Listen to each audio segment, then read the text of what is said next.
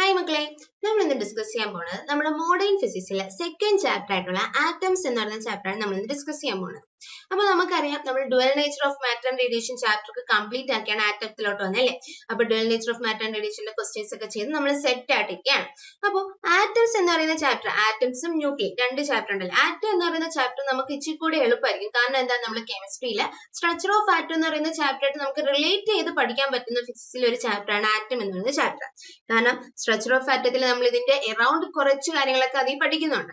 അതും ഇത് നമ്മൾ ഈ ചാപ്റ്റർ പഠിക്കുന്നതിലൂടെ നമുക്ക് ആ ഒരു ചാപ്റ്റർ റിവിഷനും ആവും. നമുക്ക് എന്ത് ചെയ്യാൻ പറ്റും, ഫിസിക്സിലും കെമിസ്ട്രിയിലും ഒരു ഒന്നോ രണ്ടോ നമുക്ക് ക്വസ്റ്റ്യൻസ് ഉറപ്പിക്കാനും പറ്റും. ഓക്കെ അല്ലേടാ? അപ്പൊ നമുക്ക് ഡയറക്റ്റ് ആയിട്ട് തന്നെ ഈ ചാപ്റ്ററിലോട്ട് പോവാം. അപ്പൊ ഈ ചാപ്റ്ററിൽ മെയിൻ ആയിട്ട് നമ്മൾ എന്തൊക്കെ നോക്കണം, നമുക്ക് ഈ ചാപ്റ്ററിൽ എന്തൊക്കെ അറിഞ്ഞിരിക്കണം. ആദ്യം നമ്മൾ പോകുന്ന എന്തിലോട്ടായിരിക്കും ഇടാ, നമുക്കറിയാം റദർഫോർഡിന്റെ ആറ്റം മോഡലിലോട്ടായിരിക്കും നമ്മൾ ആദ്യം പ്രയോറിറ്റി കൊടുക്കുന്നത്. റദർഫോർഡിന്റെ ആറ്റം മോഡൽ, അവിടെയാണ് എന്ത് നടന്നത്, ആൽഫ പാർട്ടിക്കിൾ സ്കാറ്ററിംഗ് എക്സ്പെരിമെന്റ് ഒക്കെ റദർഫോർഡ് നടത്തിയായിരുന്നു. ഓക്കെ അല്ലേ? അത് കഴിഞ്ഞിട്ട് നമ്മൾ ഏതിലോട്ട് പോടാ, റദർഫോർഡിന്റെ ആറ്റം മോഡൽ കഴിഞ്ഞു. പിന്നെ നമ്മൾ ആറ്റം മോഡലാണ് പോണേ, ബോറിന്റെ ആറ്റം മോഡലിനെ പറ്റി പറയും. ബോറിന്റെ ആറ്റം മോഡലിൽ കുറച്ച് പോസ്റ്റുലേറ്റ്സും അതൊക്കെ ഉണ്ട്, അതൊക്കെ നമുക്കറിയാം. അത് കഴിഞ്ഞിട്ട് നമ്മൾ എന്തിലോട്ട് പോകും, ഹൈഡ്രജൻ സ്പെക്ട്രത്തിലോട്ടും പോകും. Hydrogen spectrum. അപ്പൊ ഇത്രയും കാര്യങ്ങളാണ് നമുക്ക് ഈ ചാപ്റ്ററിൽ നോക്കാനുള്ളത്. റദർഫോർഡിന്റെ ആറ്റം മോഡലുണ്ട്, ബോറിന്റെ ആറ്റം മോഡലുണ്ട്, ഹൈഡ്രജൻ സ്പെക്ട്രം. ഈ മൂന്ന് കാര്യങ്ങൾ പഠിച്ചാൽ നമുക്ക് ഈ ചാപ്റ്റർ സെറ്റ് ആണ്. ഓക്കെ അല്ലെ? നമുക്ക് ഒന്നോ രണ്ടോ ക്വസ്റ്റ്യൻ ആയിരിക്കും ചോദിക്കുന്നത്, പക്ഷെ ആ ക്വസ്റ്റ്യൻ നമ്മൾ എന്ത് ചെയ്യും, ഉറപ്പായിട്ട് അറ്റൻഡ് ചെയ്യും, നമുക്ക് ആ മാർക്ക് സ്കോർ ചെയ്യാനും പറ്റും. അപ്പൊ അതിൽ ആദ്യം നമുക്കറിയാം ആറ്റം എന്ന് പറയുന്ന ഒരു പാർട്ടിക്കിൾ, അല്ലെങ്കിൽ ആറ്റം എന്ന് പറഞ്ഞാൽ ഏറ്റവും സ്മാളസ്റ്റ് ഇൻഡിവിസിബിൾ പാർട്ടിക്കിൾ ആണ് അല്ലെ. അതിനെ ഒരു ആറ്റത്തിന്റെ മോഡൽ പറയാൻ 3 മോഡൽ നമ്മൾ പ്രധാനമായിട്ടും പഠിക്കുന്നുണ്ട്. ആദ്യമായിട്ട് ഒരു ആറ്റത്തിന്റെ മോഡൽ പറഞ്ഞ ആരാടാ, ജെ തോംസൺ ആണ്. ആരാണ്? ജെ തോംസൺ ആണ്. അത് കഴിഞ്ഞിട്ട് ആര് വന്നു, റദർഫോർഡ് ഒരു ആറ്റം മോഡൽ പ്രപ്പോസ് ചെയ്തു. അത് കഴിഞ്ഞിട്ട് ആര് പ്രപ്പോസ് ചെയ്തു, നീൽ ബോർ എന്ത് ചെയ്തു, ഒരു ആറ്റം മോഡൽ പ്രപ്പോസ് ചെയ്തു. അപ്പൊ ആദ്യം ജെ തോംസൺ പ്രപ്പോസ് ചെയ്ത ആറ്റം മോഡൽ എന്ന് പറഞ്ഞാൽ ആ മോഡലിന്റെ പ്രത്യേകത എന്തായിരുന്നു, നമ്മൾ ആ മോഡലിനെ നമ്മൾ എന്തെന്ന് വിളിക്കുമായിരുന്നല്ല, പ്ലം പുഡിംഗ് മോഡൽ, അല്ലെങ്കിൽ എന്തെന്ന് വിളിച്ചു, വാട്ടർ മെലൺ മോഡൽ എന്നൊക്കെ വിളിക്കുമായിരുന്നല്ലേ. അതായത് അതിന്റെ പ്രത്യേകത എന്താണ്, ഓക്കെ, അതായത് നമ്മളിപ്പോ ഈ ഒരു വാട്ടർ മെലൺ നോക്കുകയാണെങ്കിൽ നമുക്ക് മനസ്സിലാവും, വാട്ടർ മെലണിൽ ഈ റെഡ് കളർ കാണിച്ചിരിക്കുന്ന എന്താണ്, പോസിറ്റീവ് ചാർജ്, ഒരു ആറ്റത്തിലുള്ള പോസിറ്റീവ് ചാർജും, അതുപോലെ തന്നെ ഇതിന്റെ ഈ ബ്ലാക്ക് ഡോട്ട്സ് കാണുന്നില്ല, ബ്ലാക്ക് ഡോട്ട്സ് എന്ന് പറയുന്നത് ഇലക്ട്രോൺസും ആയിട്ടാണ് കൺസിഡർ ചെയ്തത്. അങ്ങനെയാണ് ആര് പ്രപ്പോസ് ചെയ്തത്, നമ്മുടെ തോംസൺ ഒരു ആറ്റത്തിന്റെ മോള് പ്രപ്പോസ് ചെയ്തത്. അതായത് വാട്ടർ മെലൺ എടുക്കുകയാണെങ്കിൽ അതിന്റെ ആ ഒരു റെഡ് കളർ, അത് അവിടെയാണ് എന്ത് ചെയ്തിട്ടുള്ള ആറ്റത്തിന്റെ മോസ്റ്റ് സ്പേസ് അതുപോലെ തന്നെ മാസ് ഒക്കെ എന്താണ്, യൂണിഫോംലി ഡിസ്ട്രിബ്യൂട്ടഡ് ആണ്. പോസിറ്റീവ് ചാർജും യൂണിഫോംലി ഡിസ്ട്രിബ്യൂട്ടഡ് ആണെന്ന്.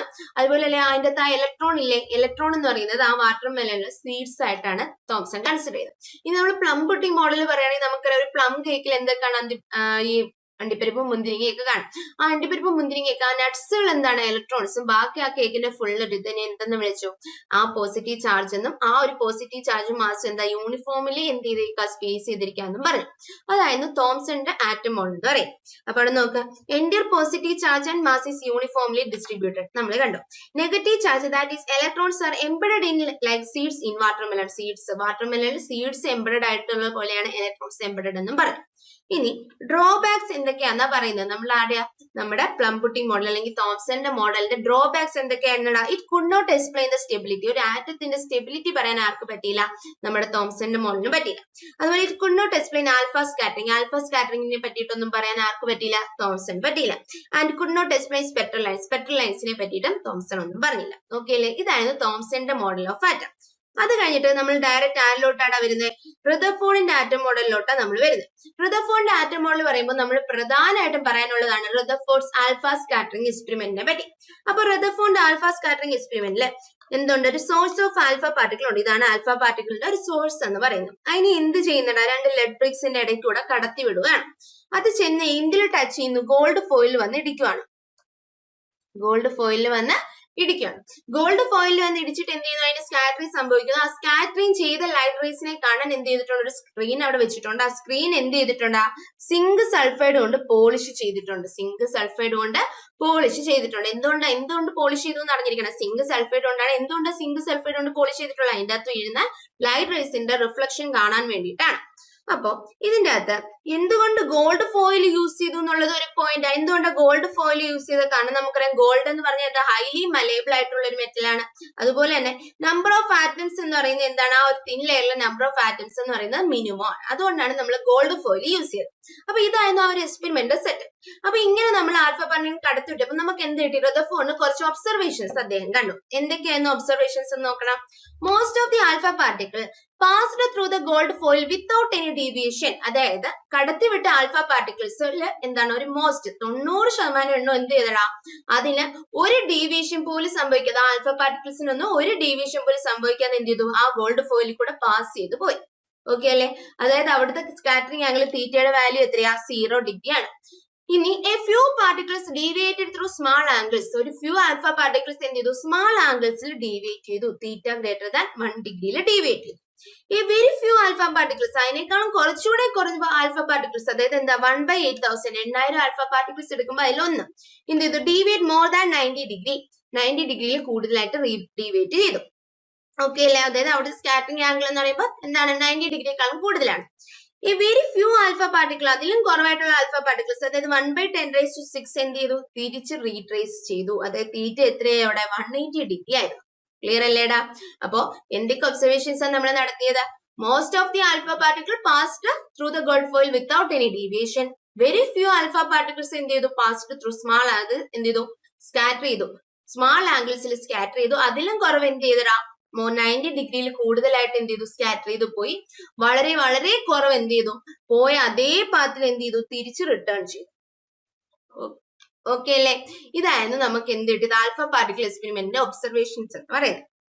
ഈ ഒബ്സർവേഷനിൽ നിന്ന് നമ്മളിവിടെ പറഞ്ഞത് മൊത്തം ആൽഫ പാർട്ടിക്കിളിന്റെ നമ്പറും അതുപോലെ തന്നെ അതിന്റെ സ്കാറ്റർ ചെയ്ത ആംഗിളും അല്ലേ? അവർ തമ്മിൽ ഒരു റിലേഷൻ എന്തുണ്ടായി ഫോം ചെയ്തു? അതായത് n is inversely proportional to theta. ഈ റിലേഷൻ അറിഞ്ഞാൽ മതി. ഈ ഇക്വേഷൻ ജസ്റ്റ് ഒന്ന് കേട്ടിരുന്നാൽ മതി, അത് അറിയണമെന്നില്ല. എന്താണ്? n is equal to k² sin θ/2. ആ ഒരു റിലേഷൻ ജസ്റ്റ് ഒന്ന് കേട്ടിരിക്കുക, അല്ലാതെ ആ ഇക്വേഷൻ പഠിക്കാനായിട്ടിരിക്കണ്ട. പക്ഷെ അറിയണം എത്ര നമ്പർ ഓഫ് പാർട്ടിക്കിൾ സ്കാറ്റേർഡ് എന്ന് പറയുന്ന തീറ്റയ്ക്ക് എന്താണ്? ഇൻവേഴ്സ്ലി പ്രൊപ്പോർഷണൽ ആണെന്ന് അറിഞ്ഞിരിക്കണം. ഓക്കെ അല്ലേ? എന്നിട്ട് അവരുടെ ആ ഒരു തമ്മിലുള്ള ഗ്രാഫും കൂടെ നോട്ട് ചെയ്യണം. കണ്ടോ? ഇതായിരുന്നു അവർ തമ്മിലുള്ള ഗ്രാഫ്. അതായത് എന്നിന്റെ വാല്യൂ കൂടുന്നതനുസരിച്ച് തീറ്റ കുറയും. അല്ലെങ്കിൽ നമുക്ക് പറയാം നമ്പർ ഓഫ് പാർട്ടിക്കിൾ സ്കാറ്റർ ചെയ്യുന്ന കൂടുന്നതിനനുസരിച്ച് അവരുടെ സ്കാറ്ററിംഗ് ആംഗിൾ എന്ത് ചെയ്യും? കുറഞ്ഞിരിക്കുക എന്ന് പറയണം. Is inversely proportional to theta. ഈ റിലേഷൻ മാത്രം അറിഞ്ഞിരിക്കാം. ഇതിന്റെ ഒബ്സർവേഷൻസ് നമ്മൾ പറഞ്ഞു. ഓക്കെ അല്ലേടാ? ഇനി നമുക്ക് എന്തൊക്കെ കൺക്ലൂഡ് ചെയ്യാം? നമ്മൾ കുറച്ച് ഒബ്സർവേഷൻസ് കണ്ടില്ലേ? അതിൽ നമുക്ക് എന്തൊക്കെ കൺക്ലൂഡ് ചെയ്യാന്നാ പറയുന്നത്. Most of the space in an atom is empty. അതായത് അതിൽ കൂടുതൽ മോസ്റ്റ് ഓഫ് ദി പാർട്ടിക്കിൾ എന്ത് എന്നാ പറഞ്ഞത്? Passed through the gold foil without any deviation എന്നാ പറഞ്ഞത്. അപ്പൊ അവിടെ നമുക്ക് പറയാം ആറ്റത്തിലുള്ള, അതായത് അങ്ങനെ എന്താ ഒരു ഡിഫ്ലക്ഷൻ ഇല്ലാതെ ഒരു സ്കാറ്ററിംഗ് ഇല്ലാതെ പാസ് ചെയ്യണമെങ്കിൽ ആറ്റത്തിൽ അത്രയും സ്പേസ് എന്തായിരിക്കും? എംപ്റ്റി ആയിരിക്കുമല്ലോ. അപ്പൊ നമുക്കറിയാം most of the space in an atom is empty. ആ ഒരു ആറ്റത്തിലുള്ള മോസ്റ്റ് ഓഫ് ദി സ്പേസ് എന്തായിരിക്കും എന്ന് അറിയാം? എംപ്റ്റി ആയിരിക്കും. നമുക്ക് അവിടെ നിന്നുള്ള കൺക്ലൂഷൻ ആണ്. There is some positive charge inside the atom is very small region and most of the mass. അവിടെ എന്തുണ്ട്? ഒരു സ്മാൾ പോസിറ്റീവ് ചാർജ് ഉണ്ടല്ലേ? ആ ഒരു സ്മാൾ പോസിറ്റീവ് ചാർജിലായിരിക്കും എന്നിട്ടുള്ള ആ ഒരു ആറ്റത്തിന്റെ മോസ്റ്റ് ഓഫ് ദി മാസ് എന്ത് ചെയ്തിട്ടുള്ളത്? ഓക്കെ, ഇനി നമ്മൾ കൺക്ലൂഷൻസിലോട്ടാണ് വരുന്നത്. നമ്മളിപ്പോ കുറച്ച് ഒബ്സർവേഷൻ പറഞ്ഞില്ലേ, അതിൽ നിന്നുള്ള കൺക്ലൂഷൻസിലോട്ടാണ് വരുന്നത്. ഫസ്റ്റ് കൺക്ലൂഷൻ പോയിന്റ് നോക്കി നമുക്ക് തന്നെ അവിടെ നിന്നുള്ള കൺക്ലൂഷൻ പറയാൻ പറ്റും. ആദ്യം നമ്മൾ പറഞ്ഞ പോയിന്റ് എന്തായിരുന്നു? Most of the alpha particle pass through the gold foil without any deviation. അങ്ങനെ പാസ് ഔട്ട് ചെയ്യണമെങ്കിൽ അവിടെ ഒരു മാസം കാണരുതല്ലോ. സോ നമുക്ക് പറയാം most of the space in an atom is empty. ആ ഒരു ആറ്റത്തിലെ മോസ്റ്റ് ഓഫ് ദി സ്പേസ് എന്തായിരിക്കും മക്കളെ? എംപ്റ്റി ആയിരിക്കും. ഒരു ആറ്റത്തിലുള്ള most of the space empty ആയതുകൊണ്ടാണ് എന്ത് ചെയ്തത്? Most of the alpha particle ഒരു ഡീവിയേഷൻ ഇല്ലാതെ സ്കാറ്റർ ചെയ്ത് പോയത്. സോ ആ ഒരു സ്റ്റേറ്റ്മെന്റ് നമുക്ക് അവിടെ നിന്ന് മനസ്സിലാക്കാം. There is some positive charge inside the atom in very small region. പിന്നെ നമുക്ക് പറയാൻ പറ്റുന്ന ഒരു പോയിന്റ്, ആ ആറ്റത്തില് എവിടെയോ ഒരു സ്മാൾ റീജിയനിൽ എന്തുണ്ട്?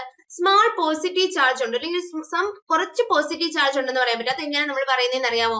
ആ ഒരു പോസിറ്റീവ് ചാർജ് ഉള്ളതുകൊണ്ടാണ് അവിടെ ഡിഫ്ലക്ട് ചെയ്ത് സ്കാറ്ററിംഗ് നടത്തി ഇങ്ങനെ ഡിഫ്ലക്ട് ചെയ്ത് പോകുന്നത്. കാരണം വരുന്ന ആൽഫ പാർട്ടിക്കിൾ എന്താ? ന്യൂക്ലിയസ് അല്ലേ? ആൽഫ പാർട്ടിക്കിൾ എന്ന് പറഞ്ഞാൽ അത് എന്തിന്റെ ന്യൂക്ലിയസ് നീക്കില്ല? ഹീലിയം ന്യൂക്ലിയസ് നീക്കില്ല. അതായത് പോസിറ്റീവ് ചാർജ് ആണ്.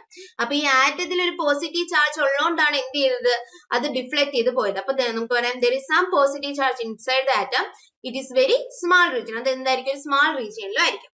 ഇത് entire positive charge and the most of the mass is concentrated in a very small region at the center called nucleus. ഇനി നമ്മൾ പറഞ്ഞായിരുന്നു വന്നതിൽ 1/10⁶ അതായത് 10⁶ ആൽഫ പാർട്ടിക്കിളിൽ ഒരെണ്ണം എന്ത് ചെയ്തായിരുന്നു വന്ന പാത്തിനെ തന്നെ റീട്രേസ് ചെയ്ത് പോയെന്ന് പറയാം. അങ്ങനെ റീട്രേസ് ചെയ്ത് പോകണമെങ്കിൽ ഇവിടെ എന്തുണ്ടാവും? ഒരു മാസ് കാണത്തില്ലേ? അത് എന്ത് ചാർജ് ആയിരിക്കും? പോസിറ്റീവ് ചാർജ് ആയിരിക്കും. അതുകൊണ്ട് പറഞ്ഞ ആ ഒരു മാറ്റത്തില് എൻ്റെ പോസിറ്റീവ് ചാർജും അതുപോലെ തന്നെ ഫുള്ളി മാസും മോസ്റ്റ് ഓഫ് ദി മാസും കോൺസെൻട്രേറ്റ് ചെയ്തിട്ടുള്ള എന്തായിരിക്കടാ ആ ഒരു സ്മാൾ റീജിയനിലായിരിക്കും. അതുകൊണ്ട് അവിടെ വെച്ച് എന്ത് ചെയ്ത് റീട്രേസ് ചെയ്ത് പോയത്.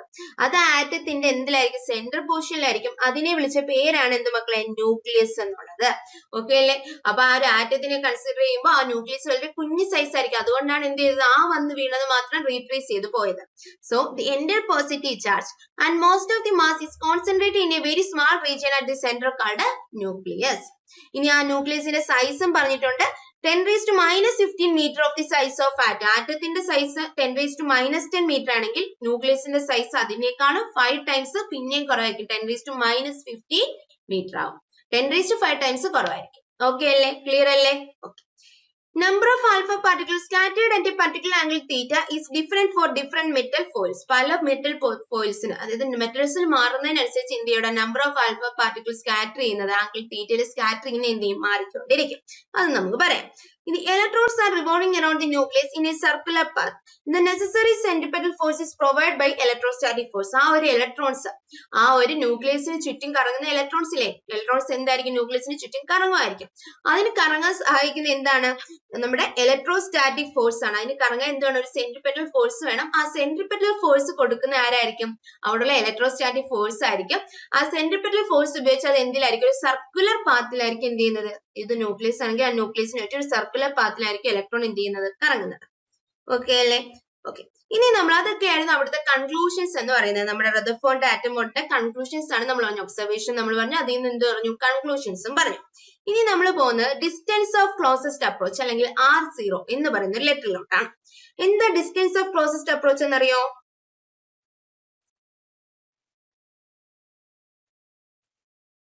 ഓക്കെ.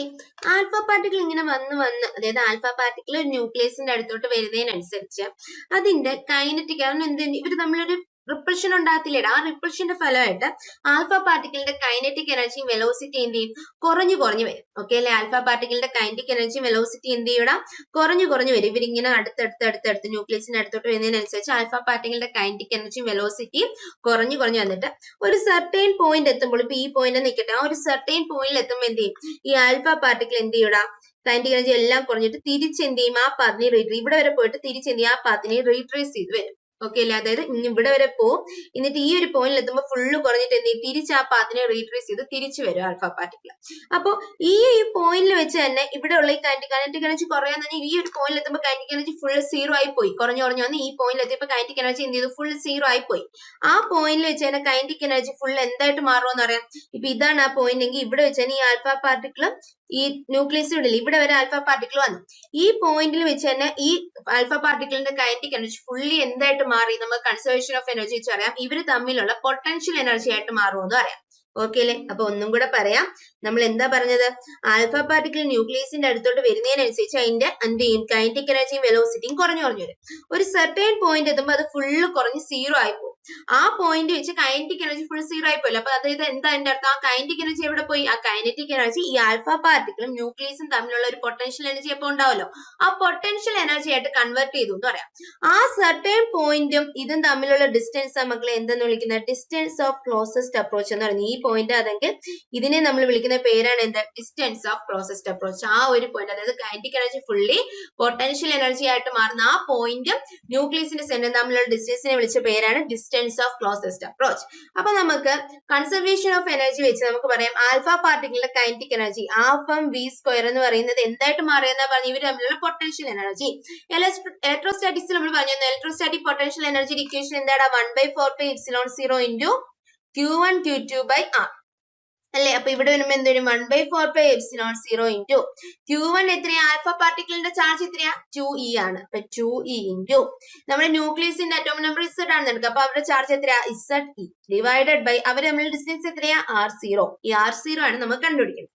അപ്പൊ R0 is equal to എന്ത് കിട്ടാം? 1/4πε0 into ഇസഡ് ഇ സ്ക്വയർ പിന്നെ ഒരു 2 ഇല്ലേ 2ZE² divided by half mv² എന്ന് കിട്ടും. ഓക്കെ അല്ലെ? ഹാഫ് mv² നമുക്ക് കൈനറ്റിക് എനർജി എഴുതിക്കൂടെ? അതായത് 1/4πε0 into 2ZE² divide by kinetic എനർജിക്ക് ഈക്വൽ ആവും. എന്താ മക്കളെ? ഡിസ്റ്റൻസ് ഓഫ് ക്ലോസസ്റ്റ് അപ്രോച്ച് എന്ന് പറയുന്നത്. ഓക്കെ അല്ലേ? ക്ലിയർ അല്ലേ? ഡിസ്റ്റൻസ് ഓഫ് ക്ലോസസ്റ്റ് അപ്രോച്ച് ഈ ഒരു ഇക്വേഷൻ അറിഞ്ഞിരിക്കണം. അതുപോലെ ഇവിടുന്ന് എന്തൊക്കെ അറിയണം? ഈ distance of closest approach R0 എന്ന് പറയുന്നത് ഇൻവേഴ്സ്ലി പ്രൊപ്പോർഷണൽ ടു ആരാ മക്കളെ? കൈനറ്റിക് എനർജിയാണ്. അതുപോലെ distance of closest approach inversely proportional to mass ആണ്, അതായത് ആരുടെ? ആൽഫ പാർട്ടിക്കിളിന്റെ മാസിന്. അതുപോലെ ഡിസ്റ്റൻസ് ഓഫ് ക്ലോസസ്റ്റ് അപ്രോച്ച് എന്ന് പറഞ്ഞാൽ ഇൻവേഴ്സ്ലി പ്രൊപ്പോർഷണൽ ടു v² ആണ്. പിന്നെ നമുക്ക് എന്തറിയാം? ഡിസ്റ്റൻസ് ഓഫ് ക്ലോസസ്റ്റ് അപ്രോച്ച് എന്ന് പറയുന്നത് ഡയറക്ട്ലി പ്രൊപ്പോർഷണൽ ടു ആരാടാ? ഇസഡ്. അറ്റോമിക് നമ്പറിന് ഡയറക്ട്ലി പ്രൊപ്പോർഷണൽ ആണ്. ഇത്രയും കാര്യം അറിയാം. ഡിസ്റ്റൻസ് ഓഫ് ക്ലോസസ്റ്റ് അപ്രോച്ച് എന്ന് ഇൻവേഴ്സ്ലി പ്രൊപ്പോർഷണൽ ടു കൈനറ്റിക് എനർജിയാണ്, ഇൻവേഴ്സ്ലി പ്രൊപ്പോർഷണൽ ടു മാസ് ആണ്, ഇൻവേഴ്സ്ലി പ്രൊപ്പോർഷണൽ ടു വെലോസിറ്റിയുടെ സ്ക്വയറും ആണ്. പക്ഷെ അത് എന്താണ്? Directly proportional to atomic number ആണ്. ഓക്കെ അല്ലേടാ? ആ ഒരു ന്യൂക്ലിയസിന്റെ അറ്റോമിക് നമ്പറിന് ഡയറക്ട്ലി പ്രൊപ്പോർഷണൽ ആണ്. ഇത്രയും കാര്യങ്ങൾ നമ്മൾ എന്ത് ചെയ്യണോടാ? ഡിസ്റ്റൻസ് ഓഫ് ക്ലോസസ്റ്റ് അപ്രോച്ച് എന്ന് പറയുന്ന ടോപ്പിക്കിൽ അറിഞ്ഞിരിക്കണം. ഈ ഓരോ ഇത്, അതായത് ഡിസ്റ്റൻസ് ഓഫ് ക്ലോസസ്റ്റ് അപ്രോച്ച് ആർക്കാണ് ഇൻവേഴ്സ്ലി പ്രൊപ്പോർഷണൽ, ആർക്കാണ് ഡയറക്ട്ലി പ്രൊപ്പോർഷണൽ, അതൊക്കെ വെച്ച് എന്തെങ്കിലും ക്വസ്റ്റ്യൻ ചോദിക്കാറുണ്ട്. സോ എന്ത് ചെയ്യണം മക്കളെ? ഇതെല്ലാം അറിഞ്ഞിരിക്കണം. ഓക്കെ അല്ലേ? ഓക്കെ. അടുത്തതാണ് ഇമ്പാക്ട് പാരാമീറ്റർ എന്ന് പറയുന്നത്. എന്താ മക്കളെ ഇമ്പാക്ട് പാരാമീറ്റർ എന്ന് പറഞ്ഞാൽ? It is the perpendicular distance of initial velocity vector of alpha particle with centre of nucleus. അതായത് ന്യൂക്ലിയസിന്റെ സെന്ററും പിന്നെ എന്താണ് ആൽഫ പാർട്ടിക്കിളിന്റെ ഇനിഷ്യൽ വെലോസിറ്റി വെക്ടറും തമ്മിലുള്ള പെർപെൻഡിക്കുലർ ഡിസ്റ്റൻസിനെ വിളിച്ച പേരായിരുന്നു ഇമ്പാക്ട് പാരാമീറ്റർ. ആ ഒരു ഡെഫിനിഷൻ അറിഞ്ഞിരിക്കണം കേട്ടോ, ഇമ്പാക്ട് പാരാമീറ്ററിന്റെ. അപ്പൊ നമുക്ക് ഇമ്പാക്ട് പാരാമീറ്ററിന്റെ ഒരു ഇക്വേഷൻ ഉണ്ട്, അതിന്റെ 2 കേസ് അറിഞ്ഞിരിക്കണം. ഇക്വേഷൻ അത്ര ഇമ്പോർട്ടന്റ് അല്ല, നമ്മുടെ ടെസ്റ്റിൽ ഇല്ല എങ്കിലും ജസ്റ്റ് ഒന്ന് നോക്കിയേക്ക്. KZE² cot θ by 2/half mv². പക്ഷെ ഇവിടെ അറിഞ്ഞിരിക്കേണ്ട കാര്യം എന്താണെന്ന് വെച്ചാൽ ഈ ആൽഫ പാർട്ടിക്കിൾ ഈ ന്യൂക്ലിയസ് ആയിട്ട് ഹെഡ് ഓൺ കൊളിഷനിലാണ് വരുന്നതെങ്കിൽ, ഹെഡ് ഓൺ കൊളിഷനിലാണ് വരുന്നതെങ്കിൽ ഇങ്ങനെ സ്ട്രേറ്റ് ആയിട്ട് എന്ത് ചെയ്യും? ഹെഡ് ഓൺ കൊളിഷനിലാണ് വരുന്നെങ്കിൽ ഈ ആൽഫ പാർട്ടിക്കിൾ തിരിച്ച് കൊളിഷൻ എന്ത് ചെയ്യണം? റീട്രേസ് ചെയ്യില്ല, അപ്പൊ അതിനെ റീട്രേസ് ചെയ്യും. അതായത് അവിടുത്തെ തീറ്റയുടെ വാല്യൂ എത്രയായിരിക്കും? 180 ഡിഗ്രി ആയിരിക്കും. സ്കാറ്റർ ചെയ്ത ആംഗിൾ അല്ലെങ്കിൽ ഡീവേറ്റ് ചെയ്ത ആംഗിൾ എത്രയാവും? 180 ഡിഗ്രി ആവും. അങ്ങനെ 180 ഡിഗ്രി ഇങ്ങനെ വന്നിട്ട് ഇങ്ങനെ പോവുകയാണെങ്കിൽ ആ ഒരു എന്താണ് ആൽഫ പാർട്ടിക്കിളിന്റെ അവിടുത്തെ ഇനിഷ്യൽ വെലോസിറ്റി വെക്ടറും ന്യൂക്ലിയസിന്റെ സെന്റർ തമ്മിൽ പെർപെൻഡിക്കുലർ ഡിസ്റ്റൻസ് എന്താവും? അവിടെ ഉണ്ടോ? ആ ഡിസ്റ്റൻസ് ഇല്ല. അപ്പൊ അവിടുത്തെ ആ ഒരു ബിയുടെ വാല്യൂ എന്തായിപ്പോ മക്കളെ? 0 ആവും. പാരാമീറ്ററിന്റെ വാല്യൂ 0 ആണെന്ന് പറഞ്ഞാൽ അവിടുത്തെ തീറ്റയുടെ വാല്യൂ എന്തായിരിക്കും? ഡീവിയേഷൻ ചെയ്തെന്ന് പറഞ്ഞാൽ അവിടുത്തെ തീറ്റയുടെ വാല്യൂ എന്തായിരിക്കും? ഡീവിയേഷൻ ചെയ്ത തീറ്റയുടെ ആംഗിൾ എത്രയായിരിക്കും? 180 ഡിഗ്രി ആയിരിക്കും. ആ ഒരു കേസ് അറിഞ്ഞിരിക്കാം. ഇനി അതുപോലെ അറിയേണ്ട കേസാണ് നമ്മൾ എന്ത് ചെയ്യാണ്? ഈ ഇമ്പാക്ട് പാരാമീറ്ററിന്റെ വാല്യൂ കൂട്ടുവാണ്. ഇതിങ്ങനെ കൂട്ടുമ്പോൾ ഇവിടെ ഇപ്പൊ എത്രയാണ്? ഇതാണ് ബി എങ്കിൽ ഇങ്ങനെ ഡിഫ്ലക്ട് ചെയ്തു. ഇതിങ്ങനെ കൂട്ടി ഇമ്പാക്ട് പാരാമീറ്ററിന്റെ വാല്യൂ കൂട്ടിയാൽ ഇവിടെ വെച്ച് എന്ത് ചെയ്യും? ഡിഫ്ലക്ട് ചെയ്യും. ഇവിടെ വെച്ച് ഡിഫ്ലക്ട് ചെയ്യും.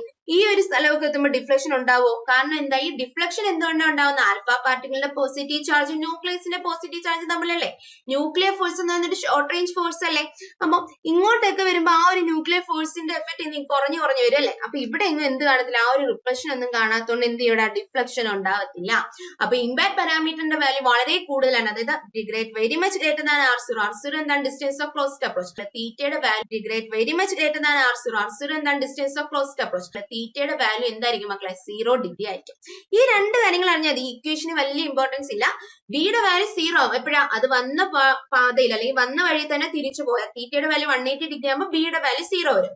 അതുപോലെ തന്നെ തീറ്റയുടെ വാല്യൂ 0 വരുന്ന എപ്പോഴാ? ബി അങ്ങ് ഏറ്റവും മാക്സിമം ആകുമ്പോൾ തീറ്റയുടെ വാല്യൂ എന്തും വരും? 0 വരും. ഈ ഒരു കാര്യം അറിയാം. പിന്നെ ഇമ്പാക്ട് പാരാമീറ്ററിന്റെ ഡെഫിനിഷൻ അറിയാം. It is the perpendicular distance of initial velocity vector of alpha particle with the centre of nucleus. Okay അല്ലേ? ഈ 2 ടേം കൂടെ ആകുമ്പോൾ നമുക്ക് എന്ത് കംപ്ലീറ്റ് ആവും? റദർഫോർഡ് ആറ്റം മോഡൽ കംപ്ലീറ്റ് ആവും. നമ്മൾ ഒബ്സർവേഷൻ പറഞ്ഞു, കൺക്ലൂഷൻ പറഞ്ഞു, നമുക്ക് അവിടെ പറയാനുള്ള 2 ടേംസ് പറഞ്ഞു. ഇനി അടുത്തതാണ് നമുക്ക് എന്ത് പഠിക്കാനുള്ള? ആ റദർഫോർഡ് ആറ്റം മോഡൽ. പുതിയതായിട്ട് ഒരു ബോറിന്റെ ആറ്റം മോഡൽ വരണമെന്നുണ്ടെങ്കിൽ റദർഫോർഡ് ആറ്റം മോഡലിന് എന്തുണ്ടാവും? 2 ഡ്രോബാക്സ് കാണും അല്ലേ? ആ ഡ്രോബാക്സ് എന്താണെന്ന് നോക്കേണ്ടത്. He could not explain the stability of atom. ഒരു ആറ്റത്തിന്റെ സ്റ്റെബിലിറ്റി എക്സ്പ്ലെയിൻ ചെയ്യാൻ ആർക്ക് പറ്റിയില്ല? റദർഫോർഡിനും പറ്റിയില്ല. നമ്മുടെ ജെ തോംസനും പറ്റിയില്ല, റദർഫോർഡിനും പറ്റിയില്ല. കാരണം എന്താ? മാക്സ്വെൽ പറഞ്ഞിട്ടുണ്ട് ഒരു ആക്സിലറേറ്റിംഗ് ചാർജ് പാർട്ടിക്കിൾ ഇലക്ട്രോൺ എന്ത് ചെയ്യാം? മൂവ് ചെയ്തുകൊണ്ടിരിക്കുക. അതായത് അത് എന്താണ്? ഒരു ആക്സിലറേറ്റ് ചെയ്യുന്ന ചാർജ് പാർട്ടിക്കിൾ അത് എന്ത് പ്രൊഡ്യൂസ് ചെയ്യുമെന്ന് പറഞ്ഞായിരുന്നു? റേഡിയേഷൻ എമിറ്റ് ചെയ്യുമെന്ന് പറഞ്ഞായിരുന്നു. അങ്ങനെ റേഡിയേഷൻസ് എമിറ്റ് ചെയ്യുമെങ്കിൽ ഇങ്ങനെ കറങ്ങുന്ന ആ ഇലക്ട്രോൺ എന്ത് ചെയ്യടാ? കറങ്ങി റേഡിയേഷൻസ് എമിറ്റ് ചെയ്ത് എനർജി കുറഞ്ഞു വന്ന് ആ ഒരു ന്യൂക്ലിയസിൽ വന്ന് വീഴണ്ടേ? അങ്ങനെ ഇലക്ട്രോൺ ന്യൂക്ലിയസിൽ വന്ന് വീഴണ്ടേ? അങ്ങനെ ഇലക്ട്രോൺ ന്യൂക്ലിയസ്, പക്ഷെ നമുക്കറിയാം ആറ്റം എല്ലാം സ്റ്റേബിളാണ്. പക്ഷെ ആ സ്റ്റെബിലിറ്റി എക്സ്പ്ലെയിൻ ചെയ്യാൻ ആർക്ക് പറ്റിയില്ല? നമ്മുടെ റദർഫോർഡിന് പറ്റില്ല. ഓക്കെ അല്ലേ? അതായിരുന്നു ഫസ്റ്റ് ഡീമെറിറ്റ്. ഇനി he could not explain the discrete spectrum of atom. ആറ്റത്തിന്റെ ഒരു ഡിസ്ക്രീറ്റ് സ്പെക്ട്രത്തെ പറ്റി പറയാൻ ആർക്ക് പറ്റിയില്ല? റദർഫോർഡിന് പറ്റിയില്ല. കാരണം റദർഫോർഡ് പറഞ്ഞ അനുസരിച്ച് എന്താ, ഇലക്ട്രോണിന് ഏതൊരു സർക്കുലർ ഓർബിറ്റിലും കറങ്ങാന്നാ പറഞ്ഞു. അങ്ങനെ ഏതൊരു സർക്കുലർ ഓർബിറ്റിലും കറങ്ങി അത് എന്ത് ചെയ്യും? എന്തായിരിക്കും റിസൾട്ട് ചെയ്യുന്നത്? ഒരു കണ്ടിന്യൂസ് സ്പെക്ട്രം ആയിരിക്കും റിസൾട്ട് ചെയ്യുന്നത്. പക്ഷെ അങ്ങനെ ഒരു കണ്ടിന്യൂസ് സ്പെക്ട്രം ആണോ? അല്ല. ആറ്റത്തിന് എന്താണ്, ഒരു പർട്ടിക്കുലർ ഡിസ്ക്രീറ്റ് സ്പെക്ട്രം ഉള്ള അല്ലെ, ഒരു പർട്ടിക്കുലർ സ്പെക്ട്രം ഉണ്ട്. അത് എക്സ്പ്ലെയിൻ ചെയ്യാൻ ആർക്ക് പറ്റില്ല? നമ്മുടെ റദർഫോർഡിന് പറ്റില്ല. അങ്ങനെ ഈ രണ്ട് ഡീമെറിറ്റ് വെച്ച്, ഇതൊക്കെ ക്വസ്റ്റ്യനാ, എന്താണ് ഡ്രോബാക്ക് ഓഫ് റദർഫോർഡ്, തന്നിട്ടുള്ള 4 ഓപ്ഷൻ എന്നൊക്കെ പറഞ്ഞ് ചോദിക്കാം. അങ്ങനെ ഈ റദർഫോർഡിന്റെ ഡ്രോബാക്സ് വെച്ച് പുതിയൊരു ആറ്റം മോളിൽ ആര് പ്രൊപ്പോസ് ചെയ്തു? ബോർ പ്രൊപ്പോസ് ചെയ്തു. അപ്പൊ നമ്മുടെ ആറ്റത്തിന്റെ ഫസ്റ്റ് ടോപ്പിക് കഴിഞ്ഞു, റദർഫോർഡിന്റെ ആറ്റം മോൾ കഴിഞ്ഞു. ഇനി നമ്മൾ സെക്കൻഡ് ടോപ്പിക്കിലോട്ട് പോകാൻ എന്താ മക്കളെ? ബോർ ആറ്റം മോൾ. ഓക്കെ അല്ലേ? ആ ടോപ്പിക്കിലോട്ട് പോകാം. നമുക്ക് ബോർ ആറ്റം മോഡലാണ് നമ്മൾ നോക്കാൻ പോകണം. ബോർ ആറ്റം മോഡലിന്റെ പോസ്റ്റ്ലേറ്റ്സ്, കുറച്ച് പോസ്റ്റ്ലേറ്റ്സ് നമുക്ക് നോക്കാനുണ്ട്. എന്തൊക്കെയാന്ന് നോക്കാം. ഫസ്റ്റ് പോസ്റ്റ്ലേറ്റ് നോക്കിയേ, electron can revolve only in certain stable orbits called energy levels or stationary state, KLM or 1, 2, 3. അതായത് ഇലക്ട്രോൺസിന് നമ്മൾ റദർഫോർഡ് പറഞ്ഞപ്പോൾ എന്താ പറഞ്ഞ, ഇലക്ട്രോൺസിന് ഏതൊരു സർക്കുലർ ഓർബിറ്റിലും റിവോൾവ് ചെയ്യാൻ പറ്റുമെന്നാണ് പറഞ്ഞത്. പക്ഷെ അങ്ങനെയല്ല, ഇലക്ട്രോൺസിന് എങ്ങനെ റിവോൾവ് ചെയ്യാൻ പറ്റൂ? ഓൺലി ഈ certain stable orbits called energy levels അല്ലെങ്കിൽ സ്റ്റേഷനറി സ്റ്റേറ്റ്, ആ ഒരു ഓർബിറ്റിൽ മാത്രമേ എന്ത് ചെയ്യാൻ പറ്റുള്ളൂ? ഇലക്ട്രോണിന് റിവോൾവ് ചെയ്യാൻ പറ്റുള്ളൂ എന്ന് ആര് പറഞ്ഞു? ബോർ പറഞ്ഞു. അതിനെയാണ് K shell, L shell, M shell അല്ലെങ്കിൽ N ഷെൽ എന്നൊക്കെ വിളിച്ചു. These orbits are fixed energy. ഈ ഓരോ ഓർബിറ്റിനും എന്തുണ്ടാവും? ഒരു ഫിക്സഡ് എനർജിയും കാണും. Second point, electron have same energy as that of the orbit in which it is revolving. ഇലക്ട്രോണിന് സെയിം എനർജി ആയിരിക്കും ആരുടെ? ആ ഒരു ഓർബിറ്റിന്റെ, അത് റിവോൾവ് ചെയ്യുന്ന ആ ഒരു ഓർബിറ്റിന്റെ സെയിം എനർജി ആയിരിക്കും ആർക്കുണ്ടാവുക? ഇലക്ട്രോൺ ഉണ്ടാവും. While revolving in a particular energy level, electron do not emit any radiation. ആ ഒരു particular energy ലെവലിൽ കിടന്ന് അത് റിവോൾവ് ചെയ്യുമ്പോൾ ഇലക്ട്രോൺ എന്ത് ചെയ്യില്ല? ഒരു റേഡിയേഷനും അത് എന്ത് ചെയ്യില്ല? എമിറ്റ് ചെയ്യത്തില്ല. If an electron absorbs or emit energy, it will must have to different energy level. അതായത് ആ ഒരു ഇലക്ട്രോൺ എന്ത് ചെയ്യുക? ഒന്നെങ്കിൽ എനർജി അബ്സോർബ് ചെയ്യുക അല്ലെങ്കിൽ എനർജി എമിറ്റ് ചെയ്യുകയാണെങ്കിൽ എന്ത് ചെയ്യണം? ആ ഇലക്ട്രോൺ എന്ത് ചെയ്യും? ഡിഫറെന്റ് എനർജി ലെവലിലോട്ട് എന്ത് ചെയ്യടാ? മൂവ് ചെയ്യും. വേറെ എനർജി ലെവലിലോട്ട് വീഴും. അതായത് എനർജി അബ്സോർബ് ചെയ്ത് എന്ത് ചെയ്യും? ഒരു ലോവർ എനർജി ലെവലിലോട്ട് പോവുകയോ അങ്ങനെ. അടുത്ത point, electron can revolve only in those orbits for which angular momentum of electron is an integral multiple of h/2π. Electron ചില സ്റ്റേഷനറി ഓർബിറ്റ് അല്ലെങ്കിൽ ചില സർട്ടൻ സ്റ്റേബിൾ ഓർബിറ്റിലേക്ക് കറങ്ങാൻ പറ്റുള്ളൂ എന്ന് പറഞ്ഞു. അത് എങ്ങനെയായിരിക്കും? It must be an integral multiple of h/2π. h/2π integral multiple ആവുന്ന ആ ഒരു ഓർബിറ്റിൽ മാത്രമേ എന്ത് ചെയ്യാൻ പറ്റുള്ളൂ? ഇലക്ട്രോൺ റിവോൾവ് ചെയ്യാൻ പറ്റുള്ളൂ. അതുകൊണ്ട് നമുക്ക് പറയാം, ഇവിടെ ബോറിന്റെ ഈ ഒരു ഇലക്ട്രോൺ റിവോൾവ് ചെയ്യുന്നത്, അതായത് ഇവിടുത്തെ angular momentum L is equal to എന്തിന് ഈക്വലാവും? ഇന്റഗ്രൽ മൾട്ടിപ്പിൾ ഓഫ് h/2π ഈക്വലാവും എന്ന് പറയാം. അല്ലെങ്കിൽ നമുക്ക് പറയാം ആംഗുലർ മൊമെന്റം ക്വാണ്ടൈസ്ഡ് ആണെന്നൊക്കെ നമുക്ക് പറയാം. ആംഗുലർ മൊമെന്റം എന്താണ്? ക്വാണ്ടൈസ്ഡ് ആണെന്നൊക്കെ പറയാം. L is equal to എന്തിന് ഈക്വലാവും? NH/2π ഈക്വലാവും. അങ്ങനെ ആ ഒരു integral multiple of h/2π, angular momentum integral multiple of h/2π ഈക്വലാവുന്ന ആ ഒരു ഓർബിറ്റിൽ മാത്രമേ എന്ത് ചെയ്യാൻ പറ്റുള്ളൂ? ഇലക്ട്രോണിന് റിവോൾവ് ചെയ്യാൻ പറ്റുള്ളൂ.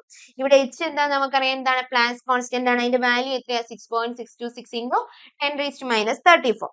ഓക്കെ അല്ലേ? ഇനി അടുത്ത point, L is equal to, അത് എവിടെ തന്നിട്ടുള്ള? L is equal to NH/2π. ഇവിടെ N എന്താണ്? ഇൻഡിജർ ആണ്. N is equal to 1, 2, 3 etc. ആവാം. ഇനി MVR, Lന് പകരം നമുക്ക് ആംഗുലർ മൊമെന്റത്തിന്റെ വേറെ വർക്ക് എനർജി പോലെ നമ്മൾ പഠിച്ച ഇക്വേഷൻ ആണ് MVR. അപ്പൊ MVR is equal to NH/2π എന്നൊക്കെ നമുക്ക് എഴുതാം. ഇനി സിക്സ്ത് പോയിന്റ് നോക്കി, while revolving in a higher energy level, an electron may emit radiation photon of specific wavelength falls to a lower energy level. The energy of such a photon is always equal to the difference of two energy levels. നോക്കിയടാ, ഒരു energy level, ഇത് വേറൊരു energy level. ഈ ഒരു higher energy ലെവലിൽ എന്ത് ചെയ്യും? Electron revolve ചെയ്തിരിക്കുമ്പോൾ ആ electron എന്ത് ചെയ്യും? റേഡിയേഷൻ എമിറ്റ് ചെയ്യും. ആ ഒരു റേഡിയേഷൻ എമിറ്റ് ചെയ്തുകൊണ്ട് ഒരു സ്പെസിഫിക് വേവ് ലെങ്തിലുള്ള റേഡിയേഷൻ എമിറ്റ് ചെയ്ത് അത് എന്ത് ചെയ്യടാ? ഒരു ലോവർ എനർജി ലെവലിലോട്ട് വന്ന് വീഴും. ലോവർ എനർജി ലെവലിലോട്ട് എന്ത് ചെയ്യടാ? വന്ന് വീഴും. ആ ഒരു എനർജി ലെവൽ, അവിടെ ഉണ്ടാവുന്ന ആ ഒരു എനർജി ഡിഫറൻസ് ഇല്ലേ, അവിടുത്തെ ആ ഡെൽറ്റ ഇ എന്ന് പറയുന്നത് എന്തിന് ഈക്വൽ ആയിരിക്കും? h/ന് ഈക്വൽ ആയിരിക്കും. ആ ഒരു ഫോട്ടോൺ എമിറ്റ് ചെയ്യും. ആ ഒരു ഫോട്ടോണിന്റെ എനർജിയിലായിരിക്കും എന്ത് ചെയ്യുന്നത്? ആ ഒരു റേഡിയേഷൻ വരുന്നത്. ആ ഒരു എനർജി ഡിഫറൻസ് എന്തിന് ഈക്വൽ ആയിരിക്കും? h/ന്, ആ ഒരു h/ന് ഈക്വൽ ആയിരിക്കും.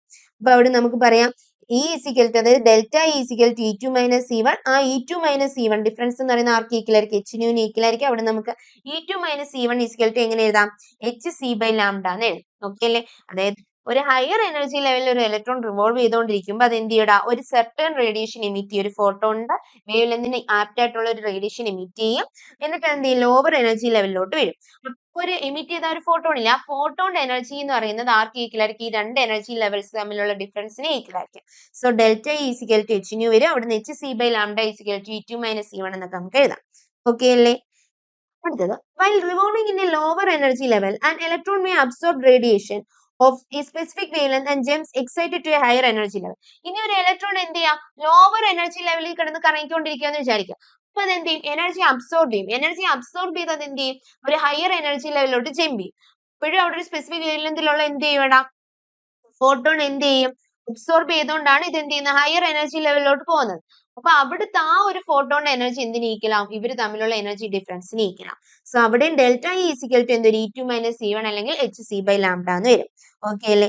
ഈ 7 പോസ്റ്റുലേറ്റ്സ് ആണ് നമ്മുടെ ബോർ ആറ്റം മോഡലിൽ നമുക്ക് പഠിക്കാനുള്ള പോസ്റ്റുലേറ്റ്സ് എന്ന് പറയുന്നത്. അപ്പൊ ആദ്യത്തെ പോസ്റ്റുലേറ്റ് എന്ന് പറഞ്ഞാൽ എന്താണ്, ഇലക്ട്രോൺ എന്ത് ചെയ്യുന്നു, റിവോൾവ് ചെയ്യുന്ന ഒരു സർട്ടൻ ഓർബിറ്റിലായിരിക്കും. ആ ഓർബിറ്റ് എന്ന് പറയുമ്പോൾ KLMN എന്നൊക്കെ പറഞ്ഞ് നമുക്ക് തിരിക്കാം. ഇനി നമ്മൾ എന്താ പറഞ്ഞത്, ഇലക്ട്രോൺ കറങ്ങുമ്പോൾ ആ ഓർബിറ്റിന്റെ അതേ എനർജി ഇലക്ട്രോണിനും ഉണ്ടാവും. പിന്നെ ഒരു പർട്ടിക്കുലർ എനർജി ലെവലിൽ ഇലക്ട്രോൺ റിവോൾവ് ചെയ്തുകൊണ്ടിരിക്കുമ്പോൾ അത് എന്ത് ചെയ്യില്ല, ഒരിക്കലും ഒരു റേഡിയേഷൻ എമിറ്റ് ചെയ്യത്തില്ല. പിന്നെ എന്താ നമ്മൾ പറഞ്ഞത്, അങ്ങനെ ഒരു റേഡിയേഷൻ എമിറ്റോ അബ്സോർബോ ചെയ്യണമെങ്കിൽ അത് എന്ത് ചെയ്യും, വേറെ എനർജി ലെവലിലോട്ട് ചാടുക, അല്ലെങ്കിൽ ഒരു എനർജി ലെവലിൽ നിന്ന് താഴോട്ടോ അല്ലെങ്കിൽ മുകളിലോട്ടോ ഒരു എനർജി ലെവലിൽ പോകുമ്പോൾ മാത്രം അത് എന്ത് ചെയ്യുക, ഒരു റേഡിയേഷൻസ് എമിറ്റ് ചെയ്യുക. ഇനി ഇലക്ട്രോൺ റിവോൾവ് ചെയ്യണമെങ്കിൽ അതിന്റെ ആംഗുലർ മൊമെന്റ് എന്തിന് ഈക്വൽ ആയിരിക്കണം, NH/2π ഈക്വൽ ആയിരിക്കണം. അങ്ങനെയുള്ള ആ ഒരു ഇൻഡിജർ വാല്യൂവിൽ മാത്രമേ എന്ത് ചെയ്യുള്ളൂ, ഇലക്ട്രോൺ റിവോൾവ് ചെയ്യുള്ളൂ. പിന്നെ നമ്മൾ പറഞ്ഞു, ഇലക്ട്രോൺ എന്ത് ചെയ്യുക, ഒരു ലോവർ എനർജി ലെവലിൽ പോവുകയാണെങ്കിൽ അതൊരു ഹയർ എനർജി ലെവലിൽ പോകാൻ വേണ്ടിയിട്ട് എന്ത് ചെയ്യും, എനർജി അബ്സോർബ് ചെയ്യും. ഒരു ഫോട്ടോണിന്റെ എനർജി എന്ത് ചെയ്യും, അബ്സോർബ് ചെയ്യും. ഒരു ഫോട്ടോണിന്റെ എനർജി എന്തിന് ഈക്വൽ, അവർ തമ്മിലുള്ള എനർജി ഡിഫറൻസിന് ഈക്വൽ ആവും. ഇനി ഒരു ഇലക്ട്രോൺ ഹയർ എനർജി പോവുകയാണ്, അതിന് ലോവർ എനർജി ലെവലിൽ വരണമെങ്കിൽ എന്ത് ചെയ്യും, ഒരു ഫോട്ടോണിന് ഒരു സ്പെസിഫിക് ലെവലിലുള്ള ഫോട്ടോണിനെ എന്ത് ചെയ്യൂടാ, റിലീസ് ചെയ്തത് എന്ത് ചെയ്യും, ആ ഒരു ലോവർ എനർജി ലെവലിൽ എത്തും. അപ്പോഴും അവിടുത്തെ ആ ഒരു ഫോട്ടോ റിലീസ് ചെയ്യുന്ന ആ ഫോട്ടോണിന്റെ എനർജി എന്ന് പറയുന്നത് ഇവർ ആ രണ്ട് എനർജി ലെവൽസ് തമ്മിലുള്ള ഡിഫറൻസിന് ഈക്വൽ ആയിരിക്കും. ഓക്കെ അല്ലേ, ക്ലിയർ അല്ലേ? ഇത്രയായിരുന്നു പോസ്റ്റുലേറ്റ്. നമുക്ക് ഇവിടെ നമുക്കൊരു question ഉണ്ട്. The electron in hydrogen atom jumps from first orbit to the fifth orbit. Change in angular momentum of electron. അപ്പോൾ ഫസ്റ്റ് ഓർബിറ്റിലാണെങ്കിൽ ആംഗുലർ മൊമെന്റ് എന്തായിരിക്കും ഇവിടെ, n ന് പകരം 1 ഇട്ട് കൊടുക്കുക, h/2π ആയിരിക്കും. ഇനി ഫിഫ്ത് ഓർബിറ്റിലാകുമ്പോഴോ L5 എന്ത് കിട്ടും, 5h/2π എന്ന് കിട്ടും. അവിടെ n ന്റെ വാല്യൂ 5 അല്ലേ. അപ്പൊ ഇവിടുന്ന് change in angular moment delta L എന്ത് കിട്ടും, L5 മൈനസ് L1 വരും. അത് എത്ര കിട്ടൂടാ, 5h/2π മൈനസ് h/2π വരും. ദാറ്റ് ഈസ് 4h/2π എന്ന് വരും. അതിനെ നമുക്ക് എങ്ങനെ എഴുതാം, 2h/π എന്ന് എഴുതാം. ഓക്കെ അല്ലേ, ക്ലിയർ അല്ലേ? ഇപ്പൊ ആൻസർ ചെയ്ത് വരും, option A is right answer. Okay അല്ലേടാ? ഇനി നമ്മൾ പോണത് റേഡിയസ് ഓഫ് ഓർബിറ്റിനെ പറ്റിയിട്ടാണ് നമ്മൾ പറയുന്നത്. റേഡിയസ് ഓഫ് ഓർബിറ്റ്, ഒരു ഓർബിറ്റിൽ എന്ത് ചെയ്യുന്നു, ഒരു ഇലക്ട്രോൺ ഉണ്ടെങ്കിൽ അതിന്റെ റേഡിയസിന്റെ ഇക്വേഷൻ ആണ് R equal to n²h²ε0 divide by πm(z)d² എന്നുള്ളതാണ് ഇക്വേഷൻ. ഇതിന്റെ ഡെറിവേഷൻ ഒന്നും നോക്കണ്ട, ഇക്വേഷൻ മാത്രം നോക്കിയാൽ മതി.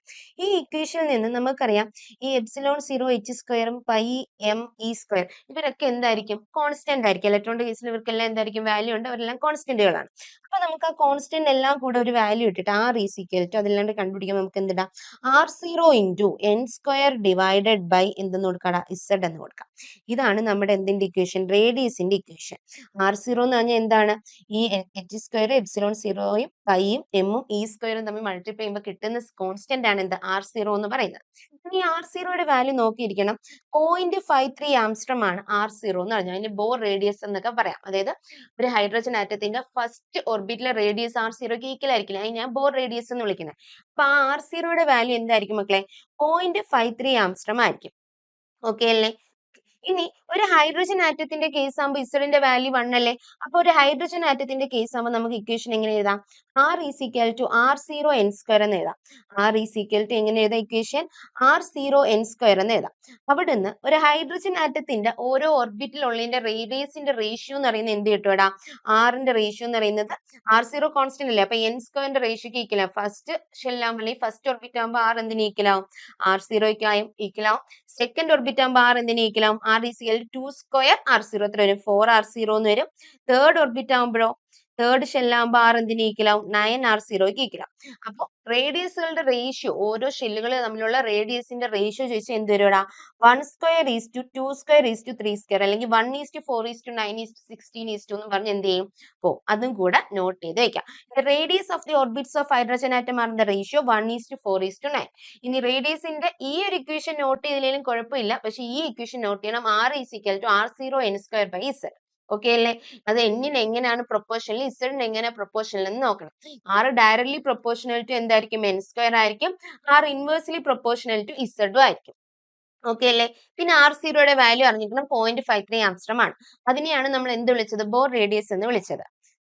ഇനി ഇവിടുത്തെ ഫസ്റ്റ് ക്വസ്റ്റ്യൻ നോക്കി, ഇത് radius of first Bohr radius is R. അതായത് ഫസ്റ്റ് ബോർ റേഡിയസിന്റെ റേഡിയസ് എന്ന് പറയുന്നത് എന്താണ്, ആർ ആണെന്ന് തന്നിട്ടുണ്ട്. ഇതിന്റെ radius of second orbit will be, എങ്കിൽ സെക്കൻഡ് ഓർബിറ്റിന്റെ റേഡിയസ് എത്രയാണെന്ന ക്വസ്റ്റ്യൻ.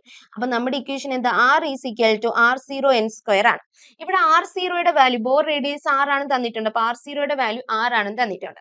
നമുക്ക് സെക്കൻഡ് ഓർബിറ്റിന്റെ ആകുമ്പോൾ r2 = r ഇൻറ്റു എന്നിന് പകരം എന്ത് ഇട്ട് കൊടുക്കണം, 2 ഇട്ട് കൊടുക്കണം. 2² വരും. അപ്പൊ എത്ര കിട്ടും, r2 എന്ന് പറയുന്നത് 4r ആണെന്ന് കിട്ടും. അപ്പൊ ആൻസർ ഏത് വരും പറഞ്ഞേ, option C is the right answer. Okay അല്ലേ?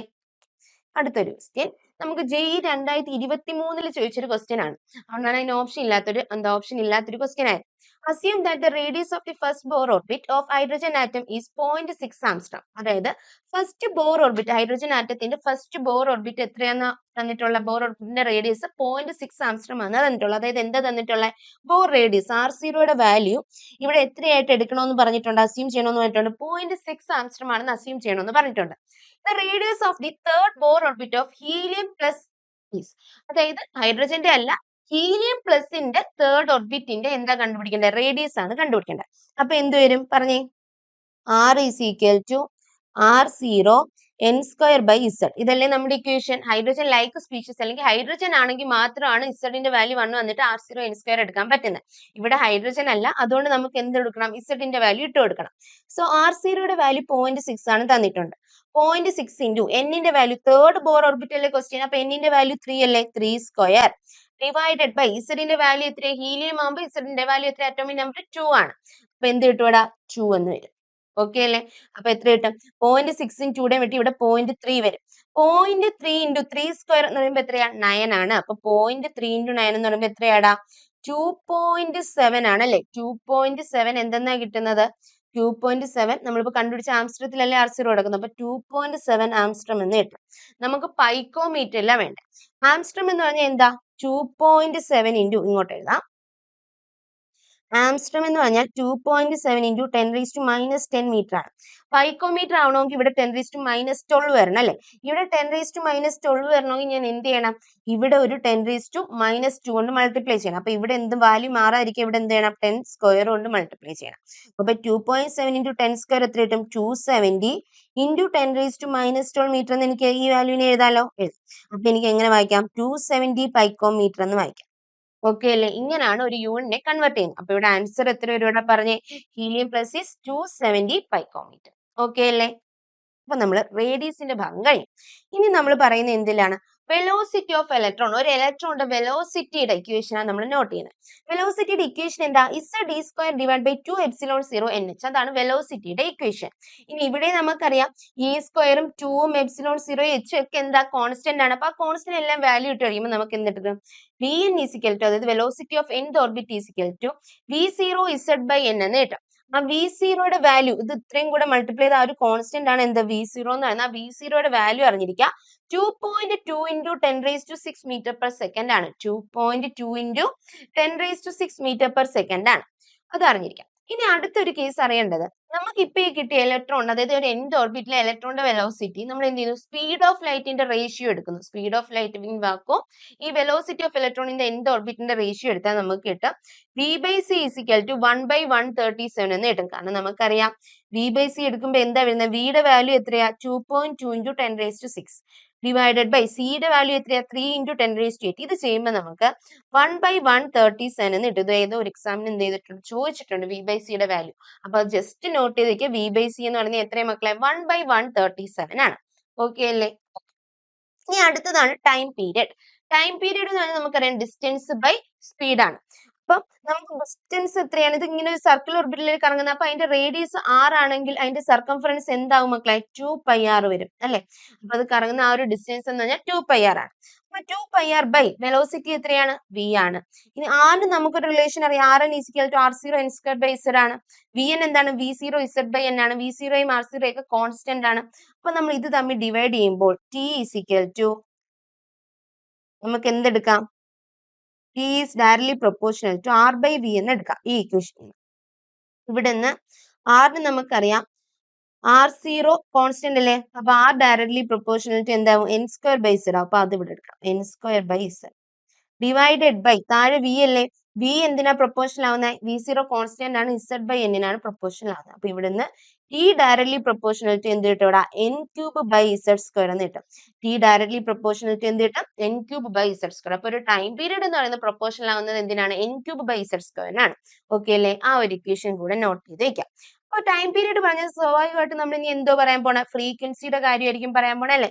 അപ്പൊ ഫ്രീക്വൻസി എന്തിനാ പ്രൊപ്പോർഷണൽ ആവുന്നതെന്ന് പറഞ്ഞിടാ. ഫ്രീക്വൻസി എന്ന് പറഞ്ഞാൽ എന്താ? 1 by time period. Time period proportional to n cube by z square ആണെങ്കിൽ ഫ്രീക്വൻസി എന്തിനായിരിക്കും പ്രൊപ്പോർഷണൽ ആവുന്നത്? ഇതിന്റെ റെസിപ്രോക്കൽ. അപ്പൊ എന്താ? z square by n. Okay അല്ലേ? അതാണ് ഇവിടെ എഴുതിയിരിക്കുന്നത്. ഇനി അടുത്ത കറണ്ടിന്റെ ഇക്വേഷൻ നമുക്കറിയാം. I is equal to എന്താ? Q by T അല്ലെങ്കിൽ E by T ആണ്. അതായത് I എന്തിനാണ്? ഇൻവേഴ്സ്ലി പ്രൊപ്പോർഷണൽ ടു ടൈം ആണ്. അതായത് I എന്തിന് പ്രൊപ്പോർഷണൽ ആയിരിക്കും? ഫ്രീക്വൻസിയുടെ അതേപോലെ പ്രൊപ്പോർഷണൽ ആയിരിക്കും. അതുകൊണ്ടാണ് ഇവിടെ എന്ത് വന്നത്? z square by n cube വന്നത്. ഓക്കെ അല്ലേ? ക്ലിയർ അല്ലേ? ഇതാണ് kinetic energy, potential energy, total energy. Kinetic എനർജിയും potential energy, total energy, electronic എനർജീസിന്റെ കേസ് ഇനി നമ്മൾ പറയുന്നത്. അപ്പൊ കൈനറ്റിക് എനർജി ഓഫ് ഇലക്ട്രോൺ എന്ന് പറയുമ്പോൾ നമുക്കറിയാം half M V square kinetic എനർജിയുടെ ഇക്വേഷൻ. അവിടുന്ന് വിയുടെ ഇക്വേഷൻ നമ്മൾ നേരത്തെ നോക്കിയാൽ z square divide by 2 epsilon 0 NH. അവിടെ നമുക്ക് കൈനറ്റിക് എനർജി എങ്ങനെ കിട്ടും? Half M z square e raise to 4 divide by 4 epsilon 0 square n square h square എന്ന് കിട്ടും. ഇതിനെ നമുക്ക് kinetic energy is equal to m z square e raise to 4 divided by 8 epsilon 0 square n square h square എന്ന് എഴുതിക്കൂടെ? ഈ ഒരു equation ഒന്നും not ചെയ്യണ്ട. പക്ഷെ നോട്ട് ചെയ്യേണ്ട എന്താണ്? കൈനറ്റിക് എനർജി എന്ന് പറയുന്നത് ഇവിടുന്ന് directly proportional to z square ആണെന്നും അതുപോലെ inversely proportional to n square ആണെന്നും അറിഞ്ഞിരിക്കാം. ഓക്കെ അല്ലേ? അവിടെ നമുക്ക് kinetic energy is proportional to z square by n square എന്ന് എഴുതാന്ന് നോട്ട് ചെയ്ത് വെക്കണം. Kinetic energy is proportional to z square by n square എന്ന് എഴുതാന്ന് നോട്ട് ചെയ്ത് വെക്കണം. അതുപോലെ തന്നെ പൊട്ടൻഷ്യൽ എനർജി പറയുമ്പോൾ നമ്മൾ ഇലക്ട്രോസ്റ്റാറ്റിക് പൊട്ടൻഷ്യൽ എനർജി കാൽക്കുലേറ്റ് ചെയ്യും. 1/4 epsilon 0 into Q1 Q2 by R ആണ് ഇക്വേഷൻ. അവിടെ നമ്മൾ ഇട്ട് കൊടുക്കുമ്പോൾ നമുക്ക് എന്ത് കിട്ടും? Potential energy is equal to -2m z square e raise to 4 divide by 8 epsilon 0 square n square h square എന്ന് കിട്ടും. ഓക്കെ അല്ലേ? ഇത് നമുക്ക് 2 8 വെട്ടി ഇവിടെ 4 എന്നൊക്കെ കിട്ടും. അപ്പൊ നമുക്ക് മനസ്സിലായി കൈനറ്റിക് എനർജിയും പൊട്ടൻഷ്യൽ എനർജിയുടെ ഇക്വേഷൻ കിട്ടിയത് നമുക്ക് മനസ്സിലായി. കൈനറ്റിക് എനർജി എന്ന് പറയുന്നത് അല്ലെങ്കിൽ പൊട്ടൻഷ്യൽ എനർജി എന്ന് പറയുന്നത് -2 ടൈംസ് കൈനറ്റിക് എനർജി ആണെന്നൊരു റിലേഷൻ കിട്ടും. നോക്കിയടാ, ഇവിടുന്ന് പൊട്ടൻഷ്യൽ എനർജി നോക്കുമ്പോൾ ഈ പൊട്ടൻഷ്യൽ എനർജിയും കൈനറ്റിക് എനർജിയും തമ്മിലുള്ള ഡിഫറൻസ് എന്ന് പറഞ്ഞാൽ എന്താ? ഇവിടെ ഒരു -2 ഉണ്ട്, ഇവിടെ -2 ഇല്ല. അപ്പൊ പൊട്ടൻഷ്യൽ എനർജി എന്ന് പറയുന്നത് എന്താണ്? -2 ടൈംസ് ഓഫ് കൈനറ്റിക് എനർജി ആണ്. ഈ ഒരു റിലേഷൻ നമ്മൾ ഇവിടുന്ന് എന്ത് ചെയ്യണോടാ? നോട്ട് ചെയ്ത് വെക്കണം. ഓക്കെ അല്ലേ? ഈ റിലേഷൻ നോട്ട് ചെയ്യണം. അതുപോലെ എനർജി എന്ന് പറയുന്നത് എന്താണ്? Directly proportional to z square by n square ആണ്. അത് കൈനറ്റിക് എനർജി ആയാലും പൊട്ടൻഷ്യൽ എനർജി ആയാലും. ഈ കൈനറ്റിക് എനർജി എന്ന് പറയുന്നത് എന്താണ്? എപ്പോഴും പോസിറ്റീവ് ആയിരിക്കും. പൊട്ടൻഷ്യൽ എനർജി നെഗറ്റീവ് ആയിരിക്കും. അപ്പൊ അവർ തമ്മിലുള്ള റിലേഷൻ എന്താ? Potential energy is equal to -2 times kinetic energy ആയിരിക്കും. ഓക്കെ അല്ലേ? ഇനി ടോട്ടൽ എനർജി നമ്മൾ പറയുകയാണെങ്കിൽ ഇത് രണ്ടും എന്ത് ചെയ്യണം? ഒരു ടോട്ടൽ എനർജി കൂട്ടാൻ നമ്മൾ എന്ത് ചെയ്യണം? കൈനറ്റിക് എനർജിയും പൊട്ടൻഷ്യൽ എനർജിയും തമ്മിൽ ആഡ് ചെയ്യണം. അങ്ങനെ ആഡ് ചെയ്യുമ്പോൾ നമുക്ക് total energy is equal to -m z square e raise to 4 divide by 8 h square epsilon 0 square n square എന്ന് കിട്ടും. ഈ ഇക്വേഷൻ നോട്ട് ചെയ്യണ്ട, ജസ്റ്റ് ഒന്ന് കേട്ടിരുന്നാൽ മതി. ഇക്വേഷൻ പഠിക്കേണ്ട. ആ ഒരു ഇക്വേഷനിൽ നമുക്ക് അങ്ങനെ ആ ഒരു ഇക്വേഷൻ ഡയറക്റ്റ് ആയിട്ട് ക്വസ്റ്റ്യൻ ചോദിച്ചില്ല, പക്ഷേ ഈ റിലേഷൻ തമ്മിൽ ചോദിച്ചിട്ടുണ്ട്. അപ്പൊ അവിടുന്ന് total energy is equal to എന്ത് കിട്ടും? അതും directly proportional to z square inversely proportional to n square. അപ്പൊ നമുക്ക് ഈ കോൺസ്റ്റന്റ് എല്ലാം വാല്യൂ ഇട്ട് കൊടുക്കുമ്പോൾ നമുക്ക് total energy is equal to -13.6 z square by n square electron volt എന്ന് കിട്ടും. ടോട്ടൽ എനർജി എത്ര കിട്ടും മക്കളെ? -13.6 z square by n square electron volt എന്ന് കിട്ടും. ഈ ഇക്വേഷൻ മസ്റ്റ് ആയിട്ട് പഠിച്ചിരിക്കണം. ടോട്ടൽ എനർജിയുടെ ഈ ഇക്വേഷൻ മസ്റ്റ് ആയിട്ട് എല്ലാവരും അറിഞ്ഞിരിക്കണം. -13.6 Z2/n² ഇലക്ട്രോൺ വോൾട്ട് ആണ്. ഓക്കെ അല്ലെ, nth ഓർബിറ്റിന്റെ ടോട്ടൽ എനർജി. ഇനി ഇത് ഹൈഡ്രജന്റെ കേസ് ആകുമ്പോൾ എന്താവും ഇക്വേഷൻ? ഹൈഡ്രജന്റെ കേസ് ആകുമ്പോൾ ഹൈഡ്രജൻ ആറ്റം എടുക്കുന്നെങ്കിൽ ഇസഡിന്റെ വാല്യൂ എത്രയാവും? 1 വരും. അപ്പൊ ഇവിടെ നിന്ന് total energy is equal to എന്ത് വരും? -13.6/n² ഇലക്ട്രോൺ വോൾട്ട് എന്ന് വരും. കാരണം Z² 1 വരുമല്ലോ. അപ്പൊ -13.6/n² ഇലക്ട്രോൺ വോൾട്ട് എന്ന് വരും ഹൈഡ്രജൻ ആറ്റത്തിന്റെ ടോട്ടൽ എനർജിയുടെ ഇക്വേഷൻ. ഓക്കെ അല്ലേ? ഓക്കെ. ഇനി ഇവര് തമ്മിലുള്ള റിലേഷൻ നോട്ട് ചെയ്ത് വെക്കുക. പൊട്ടൻഷ്യൽ എനർജി എന്ന് പറയുന്നത് നമ്മൾ നേരത്തെ പറഞ്ഞു -2 ടൈംസ് കൈനറ്റിക് എനർജി ആണ്. അതുപോലെ പൊട്ടൻഷ്യൽ എനർജി എന്ന് പറയുന്നത് 2 ടൈംസ് ഓഫ് ടോട്ടൽ എനർജി ആണ്. കൈനറ്റിക് എനർജി എന്ന് പറഞ്ഞാൽ എന്താ? മൈനസ് ഓഫ് ടോട്ടൽ എനർജി ആണ്. അപ്പൊ ഇവർ തമ്മിലുള്ള റിലേഷൻ, 3 പേരും തമ്മിലുള്ള റിലേഷൻ എഴുതാൻ പറഞ്ഞാൽ എങ്ങനെ എഴുതും മക്കളെ? Potential energy is equal to 2 times total energy is equal to എങ്ങനെ എഴുതാം? -2 ടൈംസ് കൈനറ്റിക് എനർജി. ഈ ഒരു റിലേഷൻ നോട്ട് ചെയ്ത് വെക്കുക. പൊട്ടൻഷ്യൽ എനർജി എന്ന് പറഞ്ഞാൽ അത് 2 ടൈംസ് ടോട്ടൽ എനർജി ആണ്. ആ ടോട്ടൽ എനർജി എന്ന് പറഞ്ഞാൽ കൈനറ്റിക് എനർജിയുടെ നെഗറ്റീവ് ആണ്. അപ്പൊ -2 ടൈംസ് കൈനറ്റിക് എനർജി ആണ്. ഈ ഒരു ഇക്വേഷൻ ആണ് ഇവർ 3 പേരും തമ്മിലുള്ള റിലേഷൻ. നമുക്കിപ്പോ ക്വസ്റ്റ്യൻ ചോദിക്കുമ്പോൾ ഇപ്പൊ പൊട്ടൻഷ്യൽ എനർജി തരും, എന്നിട്ട് കൈനറ്റിക് എനർജിയും ടോട്ടൽ എനർജിയും ചോദിക്കാം. അല്ലെങ്കിൽ ടോട്ടൽ എനർജി തരും, എന്നിട്ട് പൊട്ടൻഷ്യൽ എനർജിയും കൈനറ്റിക് എനർജിയും ഒക്കെ ചോദിക്കാം. അപ്പം ഇവർ 3 പേരും തമ്മിലുള്ള ഈ റിലേഷനെ നോട്ട് ചെയ്ത് വെക്കണം. Potential energy is equal to 2 times total energy is equal to -2 times kinetic energy. ആ ഇക്വേഷനിൽ നോട്ട് ചെയ്ത് വെക്കണം. അതുപോലെ തന്നെ ടോട്ടൽ എനർജിയുടെ ഇക്വേഷൻ -13.6 Z2/n² ഇലക്ട്രോൺ വോൾട്ട് ആണ്. ഹൈഡ്രജൻ ആറ്റം ആകുമ്പോൾ Z2ന്റെ വാല്യൂ 1 ആവും. അപ്പൊ -13.6/n² ഇലക്ട്രോൺ വോൾട്ട് ആണ് കേട്ടോ. ഓക്കെ അല്ലേ? ക്ലിയർ അല്ലേടാ? ഇനി നോട്ട് ചെയ്യേണ്ട ഒരു കാര്യം എന്ന് പറഞ്ഞാൽ നമ്മളിപ്പോ പറഞ്ഞായിരുന്നു കൈനറ്റിക് എനർജി എപ്പോഴും എന്തായിരിക്കും? പോസിറ്റീവ് ആയിരിക്കും. പക്ഷെ potential energy total energy negative വരും. ആ ടോട്ടൽ എനർജി ഓഫ് ഇലക്ട്രോൺ എപ്പോഴും നെഗറ്റീവ് ആവും. കാരണം എന്താ? Electron is bounded to nucleus. Electron എന്ത് ചെയ്യുക? ആ ഒരു ന്യൂക്ലിയസിൽ ബൗണ്ടഡ് ആയിട്ട് ഇരിക്കും അല്ലേ? അതായത് ന്യൂക്ലിയസിന്റെ ആ ഒരു എന്താ ഷീൽഡിംഗ് എഫക്റ്റിൽ ഇരിക്കുകയാണ് ആ electron. So energy is required to free electron from nucleus. അതുകൊണ്ട് തന്നെ ആ ഒരു ഇലക്ട്രോണിനെ ന്യൂക്ലിയസിൽ നിന്ന് സ്പ്ലിറ്റ് ഔട്ട് ചെയ്ത് എടുക്കണമെങ്കിൽ, ഫ്രീ ആക്കി എടുക്കണമെങ്കിൽ നമ്മൾ എന്ത് ചെയ്യണോടാ? എനർജി കൊടുക്കണം. അതുകൊണ്ടാണ് നമ്മൾ എന്ത് ചെയ്യുന്നത് മക്കളെ? ആ ഒരു ടോട്ടൽ എനർജി നെഗറ്റീവ് ആയിട്ട് എടുക്കുന്നത്. ഓക്കെ അല്ലേ? ഇനി അയണൈസേഷൻ എനർജി ചോദിക്കുമ്പോൾ അതെന്താ? ടോട്ടൽ എനർജിയുടെ എന്താ നെഗറ്റീവ്, അല്ലെങ്കിൽ ടോട്ടൽ എനർജിയുടെ ഓപ്പോസിറ്റ് വരും, അത് പ്ലസ് വരും. ക്ലിയർ അല്ലേ? സോ ടോട്ടൽ എനർജി നെഗറ്റീവ് ആവാൻ കാരണം ഇലക്ട്രോൺ എന്ത് ചെയ്യും? ന്യൂക്ലിയസിനെ ബൗണ്ട് ചെയ്തിരിക്കുകയാണ്. അപ്പൊ അതിൽ നിന്ന് ഒരു ഇലക്ട്രോണിനെ ഫ്രീ ആക്കണമെങ്കിൽ നമ്മൾ എനർജി കൊടുക്കണം. So total energy is negative. അതുപോലെ തന്നെ അയണൈസേഷൻ എനർജി വെച്ചാൽ അതിന്റെ എന്തായിരിക്കും? ഓപ്പോസിറ്റ് സൈൻ ആയിരിക്കും, അത് പോസിറ്റീവ് വരും. ഓക്കെ അല്ലേ? ക്ലിയർ അല്ലേ? അപ്പൊ നമ്മൾ എനർജി പറഞ്ഞു കഴിഞ്ഞു. ഇനി നമ്മൾ ഇവര് ഇത്രയും പേര് നമ്മളുടെ റേഡിയസ്, നമ്മളിപ്പോ ഫ്രീക്വൻസിയും ടൈം പീരീഡ് പറഞ്ഞെങ്കിൽ അത് എക്സ്ട്രാ ആയിട്ട് കൂട്ടിയാൽ മതി. ബാക്കി റേഡിയസും വെലോസിറ്റിയും ടോട്ടൽ എനർജിയും കൈനറ്റിക് എനർജി പൊട്ടൻഷ്യൽ എനർജി ഇവർ എങ്ങനെയാണ് ഇസഡിനെ എന്നെയും ഡിപ്പെൻഡ് ചെയ്യുന്നത് ഒന്നും കൂടെ ഒരു സമ്മറി ആയിട്ട് പറയാനാണ് ഇട്ടെ. ആറിന്റെ ഇക്വേഷൻ നമുക്കറിയാം, n² h² ε0/πm z(e²). അവിടെ നിന്ന് r is directly proportional to എന്തായിരുന്നു? n²/z ആയിരുന്നു. r directly proportional to n²/z ആയിരുന്നു. വെലോസിറ്റിയുടെ ഇക്വേഷൻ നമുക്കറിയാം, z(e²/2 ε0 nh). അവിടുന്ന് വെലോസിറ്റി എന്ന് പറയുന്നത് ഡയറക്ട്ലി പ്രൊപ്പോർഷണൽ ടു z/n ആയിരുന്നു. കൈനറ്റിക് എനർജിയുടെ ഇക്വേഷൻ നമുക്കറിയാം, mz²e⁴ / 8 ε0² n² h² ആണ്. അവിടെ കൈനറ്റിക് എനർജി എന്ന് പറയുന്നത് എന്താ? ഡയറക്ട്ലി പ്രൊപ്പോർഷണൽ ടു z²/n² ആണ്. പൊട്ടൻഷ്യൽ എനർജി എന്താണ്? ഡയറക്ട്ലി പ്രൊപ്പോർഷണൽ ടു z²/n² ആണ്. ടോട്ടൽ എനർജി എന്താണ്? ഡയറക്ട്ലി പ്രൊപ്പോർഷണൽ ടു z²/n² ആണ്. ഇനി ഇവിടെ ടോട്ടൽ എനർജിയുടെ ഈ ഒരു ഇക്വേഷൻ മെയിൻ ആയിട്ട് നോക്കണം എന്താ മക്കളെ? ടോട്ടൽ എനർജി എന്ന് പറഞ്ഞാൽ -13.6 Z2/n² ഇലക്ട്രോൺ വോൾട്ട് ആണ്. ഓക്കെ അല്ലെ? ഹൈഡ്രജൻ ആറ്റം ആകുമ്പോൾ -13.6/n² ഇലക്ട്രോൺ വോൾട്ട് എന്ന് വരും. ഇനി ഇവർ തമ്മിലുള്ള റിലേഷൻ പൊട്ടൻഷ്യൽ എനർജി എന്ന് പറഞ്ഞാൽ 2 ടൈംസ് ടോട്ടൽ എനർജി ആണ്. അതുപോലെ പൊട്ടൻഷ്യൽ എനർജി എന്ന് പറഞ്ഞാൽ -2 ടൈംസ് കൈനറ്റിക് എനർജി ആണ്. ഇനി ആറിന്റെ equation r is equal to നമ്മൾ r0ക്ക് വാല്യൂ ഇട്ട് കൊടുത്താൽ 0.529 n²/z ആംസ്ട്രം എന്ന് വരും. ഓക്കെ അല്ലേ? അതുപോലെ വെലോസിറ്റി 2.18 ഉണ്ട്. അതിനെയാണ് നമ്മൾ 2.2 എന്ന് അങ്ങ് ഇട്ടത്. 2.18 × 10⁻⁶ z²/n² m/s എന്ന് കിട്ടും. 2.18 × 10⁻⁶ z²/n² അല്ല, എന്തേ ഉള്ളൂ? z/n ഉള്ളൂ. ഈ സ്ക്വയർ അങ്ങ് കിട്ടണേടാ, z/n ഉള്ളൂ. ഓക്കെ അല്ലേ? അപ്പൊ ഈ ഒരു ടേബിൾ എന്ത് ചെയ്യാം? മസ്റ്റ് ആയിട്ട് നോക്കി വെക്കാം. Okay okay. ഇനി നമുക്ക് അവിടെ നിന്ന് ഒരു ജെഇക്ക് ചോദിച്ചിട്ടുള്ള ഒരു ക്വസ്റ്റ്യനിലോട്ടാണ് നമ്മൾ പോകുന്നത്. According to Bohr's atomic theory, ബോറിന്റെ അറ്റോമിക് തിയറി അനുസരിച്ച് കൈനറ്റിക് എനർജി ഓഫ് ഇലക്ട്രോൺ എന്ന് z²/n² പ്രൊപ്പോർഷണൽ ആണെന്ന് പറയുന്നത്. കറക്റ്റ് അല്ലേ? കറക്റ്റ് ആണ്, നമ്മളിപ്പോ പറഞ്ഞത്. ഇത് product of velocity of electron and principal quantum number n vn directly proportional to z². ആണോ? നോക്കാം. വെലോസിറ്റി എന്ന് പറയുമ്പോൾ v ഡയറക്ട്ലി പ്രൊപ്പോർഷണൽ ടു എന്തായിരുന്നാ? z/n ആയിരുന്നു അല്ലെ? ഇനി ഇതും ക്വാണ്ടം നമ്പറും തമ്മിലുള്ള പ്രൊഡക്റ്റിന്റെ ചോദിച്ചിട്ടുള്ളത്. അപ്പൊ വി ഇൻറ്റു എൻ ആണ്. അപ്പൊ എന്തൊരു z by n into n എന്ന് വരും അല്ലെ. എന്നും എന്നും വെട്ടിപ്പോയിട്ട് ഇതിന്റെ പ്രൊഡക്റ്റ് ഡയറക്ട്ലി പ്രൊപ്പോർഷണൽ എന്താവും? ഇസഡ് എന്നേ വരും. ഇസഡ് സ്ക്വയർ ഉണ്ടോ? ഇല്ല. അപ്പൊ ഈ ബി എന്ന് പറയുന്ന സ്റ്റേറ്റ്മെന്റ് എന്താ? തെറ്റാണ്. എ കറക്റ്റ് ആണ്. Frequency of revolution of electron in an orbit is directly proportional to z cube by n cube. Z cube by n cube ആയിരുന്നോ ഫ്രീക്വൻസി? നമ്മൾ എങ്ങനെ അത് പഠിച്ചത്? ടൈം പീരിയഡ് എന്ന് പറഞ്ഞാൽ എന്താണ്? 2πr/v ആണെന്ന് നമ്മൾക്ക് അറിയാം. അവിടുന്ന് time period directly proportional to r/v ആണ്. r എന്ന് പറയുന്നത് ഡയറക്ട്ലി പ്രൊപ്പോർഷണൽ ടു എന്താണ്? n സ്ക്വയർ ബൈ z ആണ്. ഡിവൈഡഡ് ബൈ v എന്ന് പറയുന്നത് എന്തിനു പ്രൊപ്പോർഷണൽ ആണ്? z ബൈ n ആണ്. അപ്പം time period directly proportional to എന്ത് വന്നു? n cube by z square എന്ന് വന്നു. അപ്പൊ ഫ്രീക്വൻസി ഡയറക്ട്ലി പ്രൊപ്പോർഷണൽ ടു എന്ത് വരും? z square by n cube വരും. ഇങ്ങനെയല്ലേ നമ്മൾ പഠിച്ചത്? പക്ഷെ ഇവിടെ എന്താണ്? z ക്യൂബ് അല്ലേ? അപ്പൊ ഇത് എന്താടാ? തെറ്റാണ്. ഇവിടെ സ്ക്വയർ ആയെന്ന് വരണ്ട. അപ്പൊ ഈ സിയും തെറ്റാണ്. ഇനി ഡി ഓപ്ഷൻ നോക്കി. Coulombic force of attraction on the electron is directly proportional to z cube by n raised to 4 എന്നാ പറഞ്ഞിട്ടുള്ളത്. കൂളോംബിക് ഫോഴ്സ് എന്ന് പറയുമ്പോൾ അത് ആർക്ക് ഈക്വൽ ആയിരിക്കും? അവിടുത്തെ സെൻട്രിപെറ്റൽ ഫോഴ്സ് നമുക്ക് ഇക്വേറ്റ് ചെയ്യാം. അപ്പൊ സെൻട്രിപെറ്റൽ ഫോഴ്സിന്റെ ഇക്വേഷൻ എന്താ? mv സ്ക്വയർ ബൈ r അല്ലേ? അതെ. അവിടെ നമുക്ക് പറയാം ഫോഴ്സ് ഡയറക്ട്ലി പ്രൊപ്പോർഷണൽ ടു എന്താണ്? v സ്ക്വയർ ബൈ r ആണ്.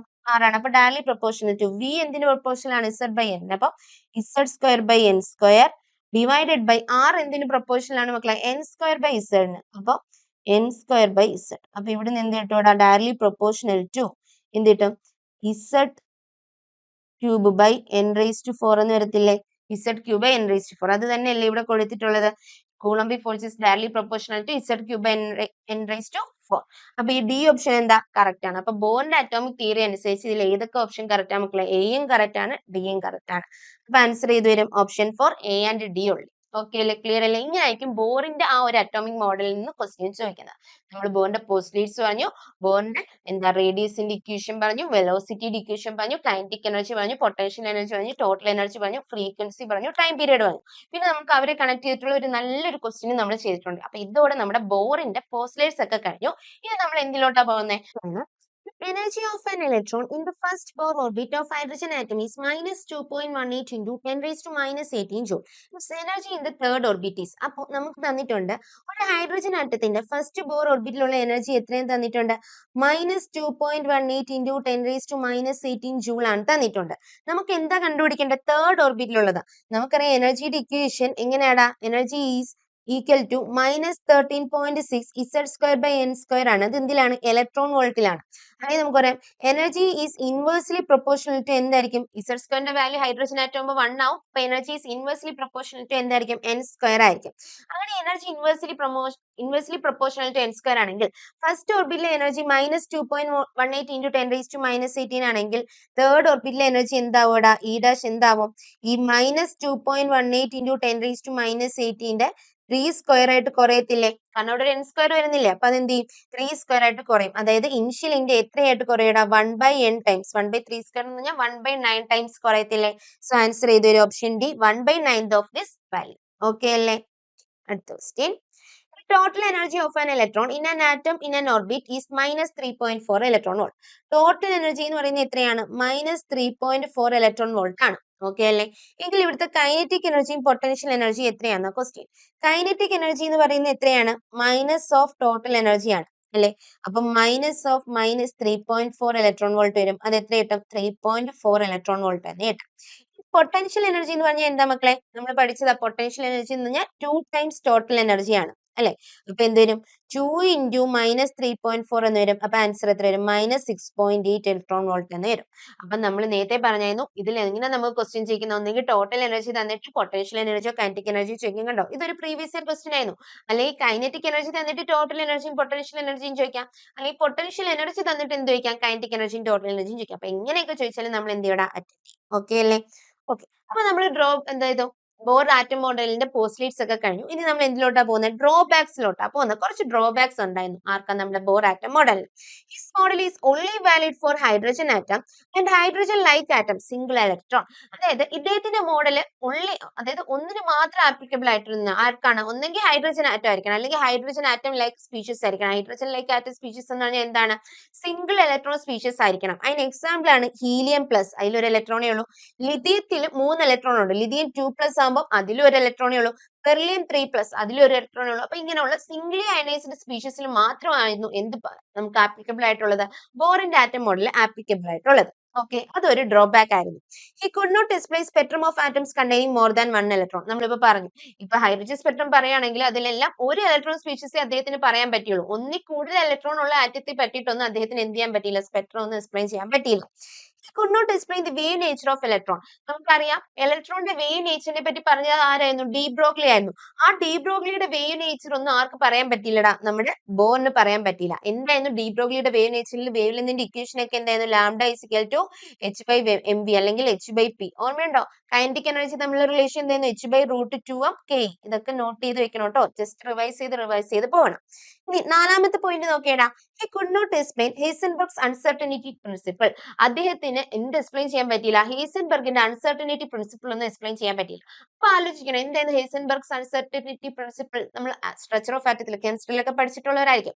എന്താ, delta X into delta P is greater than or equal to H by 4π. ആ ഇക്വേഷൻ എന്നത് ഒരു ഇലക്ട്രോണിന്റെ എക്സാക്ട് പൊസിഷനും അതുപോലെ എക്സാക്ട് മൊമെന്റും നമുക്ക് സൈമൾട്ടേനിയസ്ലി പറയാൻ പറ്റില്ല എന്ന് പറഞ്ഞതായിരുന്നു ഹൈസൻബർഗ്സ് അൺസർട്ടനിറ്റി പ്രിൻസിപ്പിൾ. അത് എക്സ്പ്ലെയിൻ ചെയ്യാൻ ആർക്ക് പറ്റിയില്ല, നമ്മുടെ ബോറിന് പറ്റിയില്ല. അതായിരുന്നു നാലാമത്തെ ഡ്രോബാക്ക്. ഇനി അഞ്ചാമത്തെ ഡ്രോബാക്ക് നോക്കി, he could not explain the Stark effect and Zeeman effect.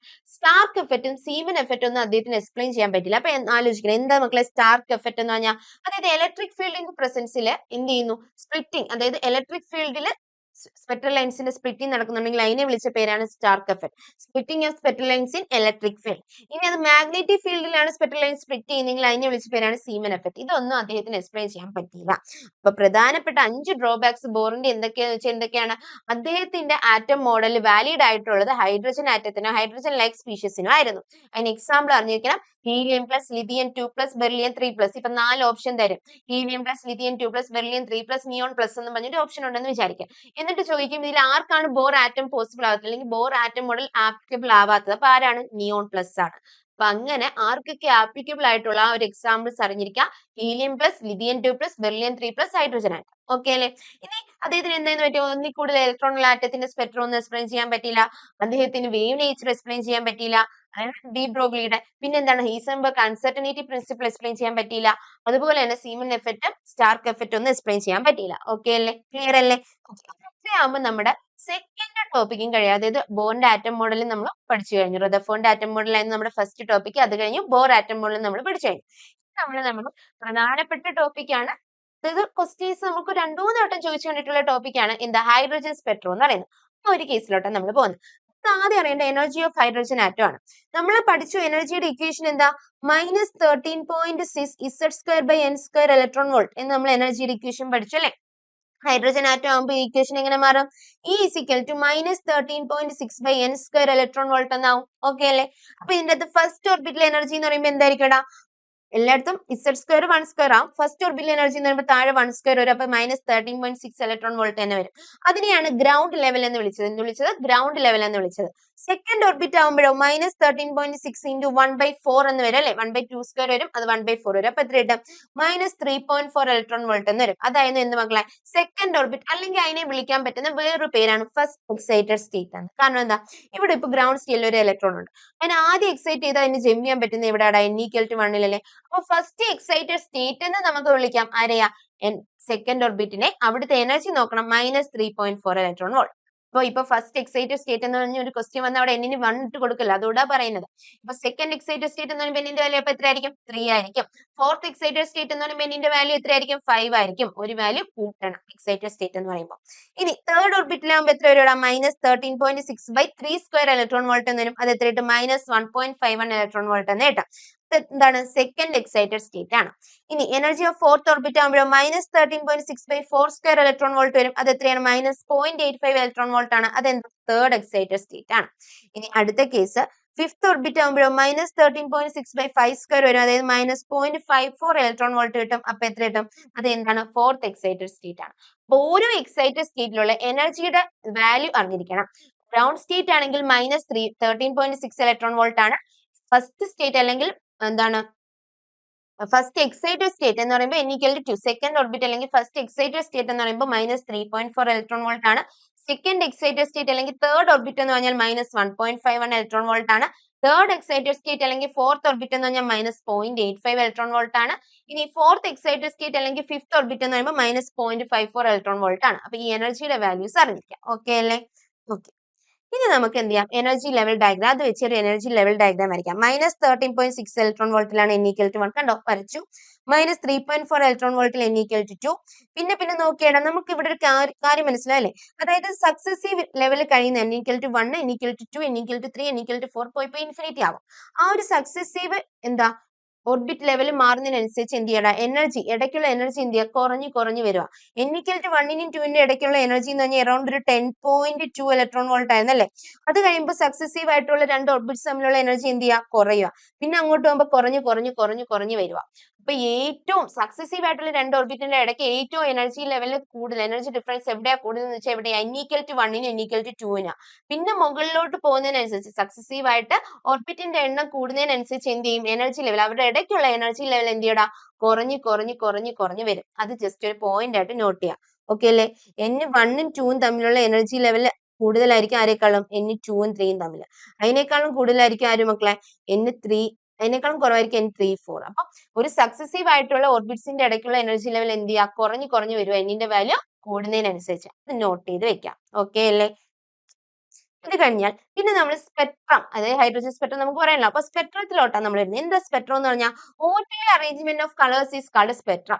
അതായത് നമ്മൾ എന്ത് ചെയ്യുന്നു, ഒരു വൈറ്റ് ലൈറ്റ് നമ്മൾ പ്രിസത്തിൽ ഒരു വൈറ്റ് ലൈറ്റ് കടത്തിയിടുമ്പോൾ അത് എന്തായി സ്പ്ലിറ്റ് ചെയ്യണം, വിബ്ജിയോർ ആയിട്ട് സ്പ്ലിറ്റ് ചെയ്യും. ആ ഒരു ഓർഡർലി അറേഞ്ച്മെന്റ് ഓഫ് കളേഴ്സ്, അതിനെ വിളിച്ച പേരാണ് എന്ത് മക്കളെ, സ്പെക്ട്രം എന്ന് വിളിക്കുന്നത്. ഓക്കെ അല്ലേ. ഇതൊരു കണ്ടിന്യൂസ് സ്പെക്ട്രം ആയിരിക്കും. കാരണം 4000 ആംസ്ട്രോം തൊട്ട് 8000 ആംസ്ട്രോം വരെയുള്ള വേവ് ലെങ്ത് എന്ത് ചെയ്യാം, അവിടെ കാണാൻ പറ്റും. ലൈറ്റ് നമുക്ക് അബ്സോർവ് ചെയ്യാൻ പറ്റും, അല്ലെങ്കിൽ സ്പെക്ട്രം വിസിബിൾ ആണ്. അതുകൊണ്ട് നമുക്ക് അതിനെ എന്ത് വിളിക്കാം, കണ്ടിന്യൂസ് സ്പെക്ട്രം എന്ന് വിളിക്കാം.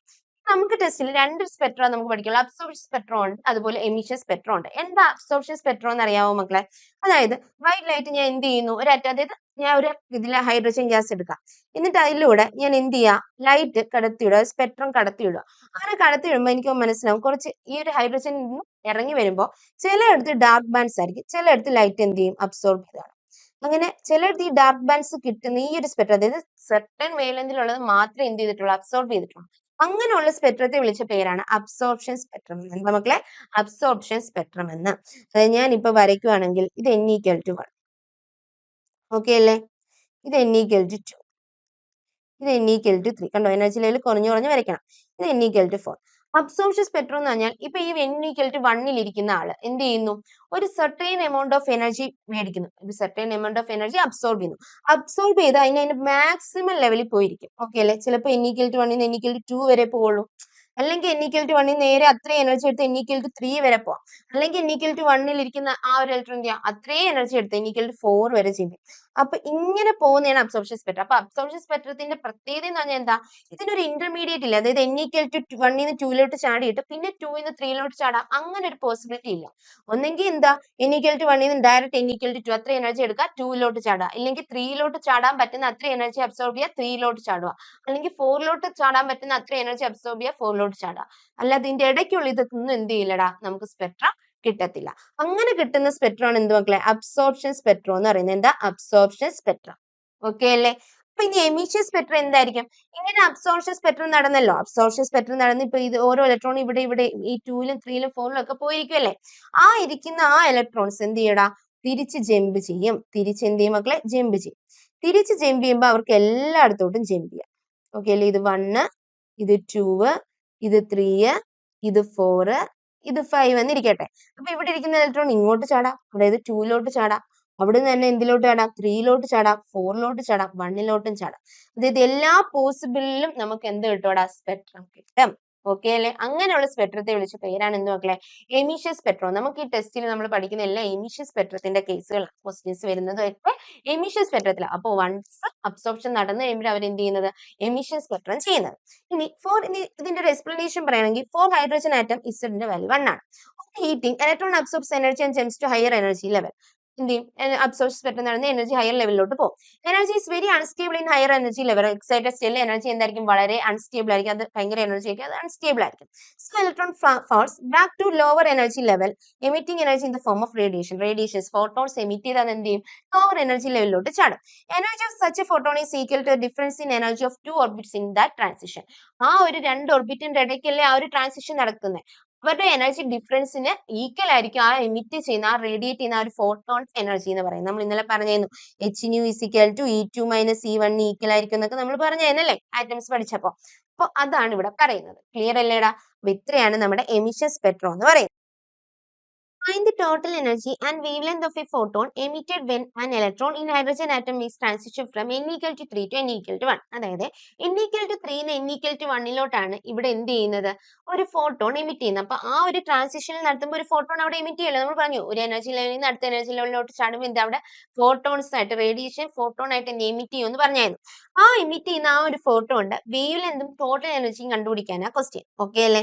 അപ്പൊ നമ്മൾ എങ്ങനെ കണ്ടുപിടിക്കും? ആദ്യം n equal to 3 എനർജി നമുക്ക് കണ്ടുപിടിക്കാലോടാ. n equal to 3 എനർജി എത്ര കിട്ടും? E3 is equal to -13.6 by 3 square, അതായത് 9. ഓക്കെ അല്ലേ? 3 ഇലക്ട്രോൺ വോൾട്ട് ആണ്. n equal to 1 എനർജി എത്രയാണ്? -13.6 by 1 അല്ലേ? ഹൈഡ്രജൻ ആയിട്ടാണ് നമ്മൾ ഇസെൻ ഇട്ട് കൊടുക്കാത്ത -13.6 ഇലക്ട്രോൺ വോൾട്ട് ആണ് കേട്ടോ. അപ്പൊ നമുക്കറിയാം ഈ ഇവർ തമ്മിലുള്ള എനർജി ഡിഫറൻസിന് ഈക്വൽ ആയിട്ടുള്ള ഒരു ഫോട്ടോണിന്റെ എനർജിയാണ് എമിറ്റ് ചെയ്യുന്നത്. അപ്പൊ E3 minus E1 equal to നമുക്ക് എങ്ങനെ എഴുതാം? H ന്യൂ എന്ന് എഴുതാം. നമുക്ക് ലാംഡ വേണമെന്നുള്ളതുകൊണ്ട് HC/λ നമുക്ക് എഴുതാം. ഈ ഇക്വേഷൻ നമുക്കറിയാം. ഇനി E3 മൈനസ് E1 എന്ത് വരും? -13.6 by 9 മൈനസ് എന്ത് വരുവാടാ? -13.6 minus of -13.6 is equal to HC/HC. ഇതിപ്പോ ഇലക്ട്രോൺ വോൾട്ടിലല്ലേ ഇത്. അപ്പൊ നമുക്ക് HCക്ക് വരെ എന്തിട്ട് കൊടുക്കാം? നമുക്ക് ലാംഡയില് ആംസ്ട്രത്തിൽ കണ്ടുപിടിക്കാം. അപ്പൊ 12400 നമ്മളിത് പഠിച്ചിട്ടുള്ള ഡുവൽ നേച്ചറിൽ divided by lambda angstrom. Okay അല്ലേ? ആംസ്ട്രത്തിലാണെങ്കിൽ ഇതാണ് ഇലക്ട്രോൺ വോൾട്ടിലുള്ള ഇക്വേഷൻ. അപ്പൊ ഇവിടെ നമുക്ക് -13.6 by 9 plus 13.6 is equal to 12400 by lambda in Armstrong എന്ന് വരത്തില്ലേ? വരും. ഇവിടുന്ന് -13.6 by 9 plus 13.6 എത്ര കിട്ടൂടാ? 12.09 എന്ന് കിട്ടും. അപ്പൊ 12.09 electron volt is equal to 12400 divide by lambda angstrom എന്ന് വരും. ഇവിടുന്ന് lambda is equal to 12400 divided by 12.09. ഇതും ഇലക്ട്രോൺ വോൾട്ട് ആണ്, ഇതും ഇലക്ട്രോൺ വോൾട്ട് ആണ് അല്ലെ? ഇലക്ട്രോൺ വോൾട്ട് ഇവിടെ ആംസ്ട്രോം ഉണ്ട്. അപ്പൊ എന്ത് ചെയ്യും? ഇങ്ങനെ കിട്ടും. അപ്പൊ ഇത് ചെയ്യുമ്പോൾ നമുക്ക് ലാംഡ ഈസ് ഈക്വൽ ടു എത്ര കിട്ടും? ലാംഡ ഈസ് ഈക്വൽ ടു 1024 ആംസ്ട്രം എന്ന് കിട്ടും. 1024 ആംസ്ട്രം. ഓക്കെ അല്ലേ? അപ്പൊ നമുക്ക് ടോട്ടൽ എനർജി കിട്ടി. അതുപോലെ തന്നെ വേവ് ലെങ്ത് എത്രയാ മക്കളെ? 1024 ആംസ്ട്രം ആണ്. ക്ലിയർ അല്ലേ? ഓക്കെ അല്ലേ? കാരണം ഇവിടെ എനർജി ഓഫ് ഫോട്ടോൺ എത്ര? ടോട്ടൽ എനർജി ഓഫ് ഫോട്ടോൺ വേണം. ടോട്ടൽ എനർജി ഓഫ് ഫോട്ടോൺ എത്ര? എനർജി ഇത്രയാണ്. ഇവർ തമ്മിലുള്ള ഡിഫറൻസ് അല്ലേ ഈ ഫോട്ടോണിന്റെ എനർജി എന്ന് പറയുന്നത്. ഈ രണ്ടുപേര് തമ്മിലുള്ള ഡിഫറൻസ്. അപ്പൊ അത് എത്രയാണ്? ടോട്ടൽ എനർജി എന്ന് പറഞ്ഞാൽ 12.09 ഇലക്ട്രോൺ വോൾട്ട്. വേവ് ലെങ്ത് എത്ര കിട്ടി? 1024 ആംസ്ട്രോം കിട്ടി. ക്ലിയർ അല്ലേ ഈ ക്വസ്റ്റ്യൻ? ഓക്കെ, നമുക്ക് ഇനി അടുത്തതിലോട്ട് പോവാം. അടുത്തത് formula for finding lambda of emitted photon. ആ ഒരു എമിറ്റ് ചെയ്ത ഫോട്ടോണ്ട് ലാംഡ കണ്ടുപിടിക്കാനുള്ള ഒറ്റ സിംഗിൾ ഇക്വേഷനാണ് നമ്മൾ പഠിക്കാൻ പോകണം. നമ്മളിപ്പോ ഇവിടെ ചെയ്ത് ഇതേ മെത്തേഡിൽ തന്നെ ചെയ്ത് വരുമ്പോൾ നമുക്ക് കിട്ടുന്ന ഒരു ഇക്വേഷൻ എന്താ നമുക്ക് കിട്ടുന്നത്? 1/λ is equal to r(z² into 1/n1² minus 1/n2². ഇതാണ് നമുക്ക് എമിഷൻ സ്പെക്ട്രത്തിലുള്ള ഒരു ഫോട്ടോന്റെ വേവ് ലെങ്ത് കണ്ടുപിടിക്കാനുള്ള ഇക്വേഷൻ ആണ്. 1/λ is equal to r(z² into 1/n1² minus 1/n2². ഇവിടെ ആറിന്റെ വാല്യൂ, ആർ എന്ന് പറഞ്ഞാൽ എന്താ? റിപ്പർ കോൺസ്റ്റന്റ് ആണ്. ആറിന്റെ വാല്യൂ 10⁻⁷ മീറ്റർ ഇൻവേഴ്സ് ആണ്. ഓക്കെ അല്ലേ? ക്ലിയർ അല്ലേ? ഇസഡിന്റെ വാല്യൂ ഹൈഡ്രോജൻ ആറ്റം എടുക്കുകയാണെങ്കിൽ Z² 1 ആയിപ്പോ. അപ്പൊ ഇക്വേഷൻ എങ്ങനെ ആവും? 1/λ is equal to r into 1/n1² minus 1/n2² എന്ന് വരും. ഓക്കെ അല്ലേ മക്കളെ? ക്ലിയർ അല്ലേടാ? അപ്പൊ നമുക്ക് ലാംഡയുടെ ഇക്വേഷൻ ആയി. ഇനി നമ്മൾ സ്പെക്ട്രൽ സീരീസിനെ പറ്റിയിട്ടാ പറയുന്നത്. എന്തിനെ പറ്റിയാ മക്കളെ പറയുന്നത്? സ്പെക്ട്രൽ സീരീസിനെ പറ്റിയിട്ടാ പറയുന്നത്. നമുക്കറിയാം നമുക്ക് കുറച്ച് സ്പെക്ട്രൽ സീരീസാ പഠിക്കാനുള്ളത്. ഏതൊക്കെയാ? ലൈമാൻ, ബാൾമർ, പാസ്കൽ, ഡ്രാക്കറ്റ്, ഫണ്ടർ, പിന്നെ ഹംബ്രി. ഹംബ്രി ജസ്റ്റ് ഒന്ന് കേട്ടിരുന്നാൽ മതി. ഹംബ്രി. ഇത്രയും പേരാണ് നമുക്ക് പഠിക്കാനുള്ളത്. എന്നിന്റെ വാല്യൂ 1 ആണെങ്കിൽ, n1 equal to 1 ആണെങ്കിൽ, അതായത് വന്നു വീഴുന്ന എമിറ്റ് ചെയ്ത് വന്നു വീഴുന്നത് ഫസ്റ്റ് ഓർബിറ്റിലാണെങ്കിൽ അവരെ വിളിച്ച പേരാണ് എന്ത് മക്കളെ? ലൈമാൻ സീരീസ് എന്നുള്ളത്. ഇനി ലൈമാൻ സീരീസ് എന്ന് പറയുന്നത് UV റീജിയനിലാണ്. ഏത് റീജിയൻ എന്നും കൂടെ നോക്കിയിരിക്കണം. UV റീജിയൻ ആണ്. ഓക്കെ അല്ലേ? ഇനി n1 equal to 2 ആണെങ്കിൽ, സെക്കൻഡ് ഓർബിറ്റിലോട്ടാ വന്ന് വീഴുന്നെങ്കിൽ n1 equal to 2 ആണെങ്കിൽ ആ സീരീസ് ആണ് മക്കളെ ബാൾമർ സീരീസ്. അത് ഏത് റീജിയനിലുള്ളതാണ്? വിസിബിൾ റീജിയനിലുള്ള ലൈറ്റ് ആണ്. ഇനി അടുത്തത് n1 ന്റെ വാല്യൂ 3 ആണെങ്കിൽ അത് ഏത് സീരീസ് ആണ്? പാസ്കൽ സീരീസ് ആണ്. അത് ഇൻഫ്രാറെഡ് റീജിയനിലാണ്. ഈ പാസ്കലും ബ്രാക്കറ്റും ഫണ്ടും ഹംബ്രിയും ഒക്കെ എന്താണ്? ഇൻഫ്രാറെഡ് റീജിയനിലാണ്. അതിന്റെ അകത്ത് പാസ്കലും ബ്രാക്കറ്റും എന്താ? Law infrared റീജിയനിലാണ്. n1 ന്റെ വാല്യൂ 4 ആണെങ്കിലോ അത് ബ്രാക്കറ്റ് സീരീസ് ആണ്. അത് law infrared റീജിയനിലാണ്.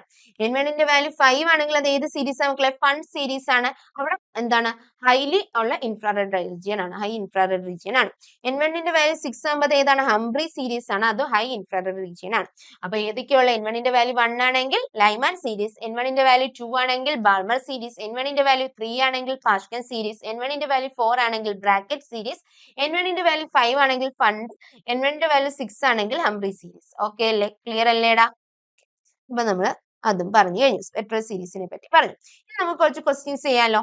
Find the lambda of the photon when electrons falls from n equal to 2 to n equal to 1. നമ്മൾ ഇപ്പൊ പഠിച്ച ഇക്വേഷൻ എന്താ, 1 by lambda is equal to r. ഇവിടെ ഹൈഡ്രജൻ ആറ്റം ആയതുകൊണ്ട് നമുക്ക് എന്ത് ഉണ്ട്, z സ്ക്വയർ ഉണ്ട്, r into 1 by n1 square minus 1 by n2 square. ഇതല്ലേ നമ്മുടെ ഇക്വേഷൻ. വേഗം കണ്ടുപിടിക്കുന്നത് ഇക്വേഷൻ ഇപ്പൊ തന്നെ പഠിക്കണം കേട്ടോ. അപ്പൊ 1 by lambda is equal to r ന് നമുക്ക് ഇവിടെ ഇപ്പൊ വാല്യൂ ഇട്ട് കൊടുക്കണം, നമുക്ക് അല്ലാതെ കണ്ടുപിടിക്കാം. r into 1 by n1ന്റെ വാല്യൂ എത്ര, n equal to 2 n equal to 1 ചാടുന്നത്, അതായത് n equal to 2 ആണ് n2, n equal to 1 ആണ് n1. അപ്പൊ 1 by 1 square minus 1 by 2 square.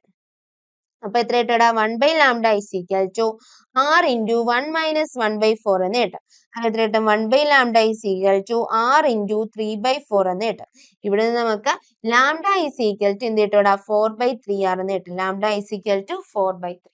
കണ്ടോ, നമ്മൾ ആ ഫോട്ടോന്റെ വേവ് ലെങ്ത് കണ്ടുപിടിച്ചത്. മറ്റതിലാണെങ്കിൽ നമ്മൾ എനർജി ആദ്യം ഡിഫറൻസ് കണ്ടുപിടിക്കണം, എന്നിട്ട് എന്റെ വേവ് ലെങ്ത് കണ്ടുപിടിക്കാം. അപ്പൊ അങ്ങനെയൊന്നും ഇല്ലാതെ നമുക്ക് എളുപ്പത്തിൽ വേവ് ലെങ്ത് കണ്ടുപിടിക്കാൻ വേണ്ടിയിട്ടുള്ള ഒരു ഇക്വേഷൻ ആണ് മക്കളെ 1 by lambda is equal to r into z square ഉണ്ട്, ഇവിടെ ഹൈഡ്രജൻ ആയതുകൊണ്ടാണ് z എടുക്കാത്തത്, r into 1 by n1 square minus 1 by n2 square. Okay അല്ലേ, ക്ലിയർ അല്ലേടാ? അടുത്തത് നമുക്ക് longest wave length shortest wave length കണ്ടുപിടിക്കാൻ പറഞ്ഞാലുള്ള ഇക്വേഷൻ അല്ലെങ്കിൽ ആ ഒരു ടേം എന്താണെന്ന് നമ്മൾ പറയുന്നത്. ലോങ്സ്റ്റ് വേവ് ലെങ്ത് പറഞ്ഞാൽ നമ്മൾ സ്പെക്ട്രൽ ലൈൻസ് ഒക്കെ വരച്ചല്ലേ, അതായത് ഇത് n equal to 1, ഇനി n equal to 2, പിന്നെ എന്തുണ്ട് n equal to 3, n equal to 4, ഇങ്ങനെ നമുക്ക് ഇൻഫിനിറ്റി വരെ വരയ്ക്കാം. n equal to ഇൻഫിനിറ്റി, ഇതാണ് n equal to ഇൻഫിനിറ്റി എന്ന് ഇരിക്കട്ടെ. അപ്പൊ നമ്മൾ പറഞ്ഞു ഈ ഒരു n equal to 1 ന്ന് n equal to 2 വരെയുള്ള എനർജിയെക്കാളും കൂടുതലായിരിക്കും n equal to 1 ന്ന് n equal to 3 വരെയുള്ള അല്ലേ. അതായത് n ന്റെ വാല്യൂ കൂടുന്നതിനനുസരിച്ച് ഗ്രൗണ്ട് സ്റ്റേറ്റിൽ നിന്നുള്ള എനർജി എന്ത് ചെയ്യും, കൂടി വരും. അങ്ങനെ എനർജി കൂടുവാണെങ്കിൽ അവിടെ വേവ് ലെങ്ത് എന്ത് ചെയ്യും, കുറയത്തില്ലേ. കാരണം നമ്മുടെ ഇക്വേഷൻ എന്താ, E is equal to hc by lambda ആണ്. അപ്പൊ എനർജി കൂടുന്നതിനനുസരിച്ച് വേവ് ലെങ്ത് എന്ത് ചെയ്യും, കുറഞ്ഞു വരും. അപ്പൊ എപ്പോഴും ലോങ്സ്റ്റ് വേവ് ലെങ്ത് എന്ന് ചോദിച്ചാൽ അത് എപ്പോഴായിരിക്കും ആരുടെ ആണോ എടുക്കുന്നത്. ഇപ്പൊ n equal to 1 എന്ന് പറയുമ്പോൾ ലൈമാൻ ആണ്. ലൈമാൻ സീരീസിന്റെ ലോങ്സ്റ്റ് വേവ് ലെങ്ത് ചോദിച്ചാൽ അത് ആരായിരിക്കും, n equal to 1 n2ന്റെ വാല്യൂ എപ്പോഴാകുമ്പോഴാ 2 ആകുമ്പോഴാണ്. n equal to 1 n equal to 2ന്റെ ഇടയ്ക്കുള്ള ആ ഒരു ഫോട്ടോന്റെ വേവ് ലെങ്ത് ആയിരിക്കും ലോങ്സ്റ്റ് വേവ് ലെങ്ത് ഓഫ് ആരുടേത്, ലൈമാൻ എന്ന് പറയുന്നത്. ഇനി longest wavelength of Balmer എന്ന് ചോദിക്കുകയാണെങ്കിലോ, longest wavelength of Balmer എന്ന് ചോദിക്കുകയാണെങ്കിൽ അവിടെ n1ന്റെ വാല്യൂ എത്രയാണ്, 2 ആണ്. n2ന്റെ വാല്യൂ എത്രയായിരിക്കും, അവിടെ n2ന്റെ വാല്യൂ 3 ആയിരിക്കും. അപ്പൊ നമ്മൾ നോട്ട് ചെയ്ത് വെക്കണം. ലൈമാന്റെ കേസിൽ ഓരോ സീരീസിനനുസരിച്ച് എന്ത് ചെയ്യും, വേവ് ലെങ്ത് മാറും. ലോങ്സ്റ്റ് വേവ് ലെങ്ത് ചോദിക്കുമ്പോൾ ആരുടെയാണോ എടുക്കേണ്ടത് അയാളുടെ അടുത്ത തൊട്ട് മുകളിലുള്ള ആളെ കൂടി വേണം എടുക്കാൻ. അതായത് നമുക്ക് പറയാം സ്മാളസ്റ്റ് ട്രാൻസിഷൻ എന്ന് പറയാം അല്ലെ. അതായത് സ്മാളസ്റ്റ് ട്രാൻസിഷൻ എന്ന് പറയുന്നത് എങ്ങനെയാ, ഇപ്പൊ n equal to 1 വീഴാൻ പറ്റുന്ന എവിടെ നിന്നൊക്കെ വീഴാം, ഇൻഫിനിറ്റിന്ന് വന്ന് വീഴാലോ. ഇനി 5 ഉണ്ടെങ്കിൽ 5ന്ന് വീഴാം, 4 ഒരെണ്ണത്തിന് വീഴാം, 3 വന്ന് വീഴാം, 2 വന്ന് വീഴാം. ഓക്കെ അല്ലേ. ഇതിനകത്ത് ഏറ്റവും സ്മാളസ്റ്റ് ട്രാൻസിഷൻ ഏതാ, 1 വീഴാൻ പറ്റുന്ന ഏറ്റവും സ്മാളസ്റ്റ് ട്രാൻസിഷൻ ഏതാ, 2 വീഴുന്നതല്ലേ. അപ്പൊ ഇതായിരിക്കും മക്കളെ ലോങ്സ്റ്റ് വേവ് ലെങ്ത് എന്ന് പറയുന്നത്.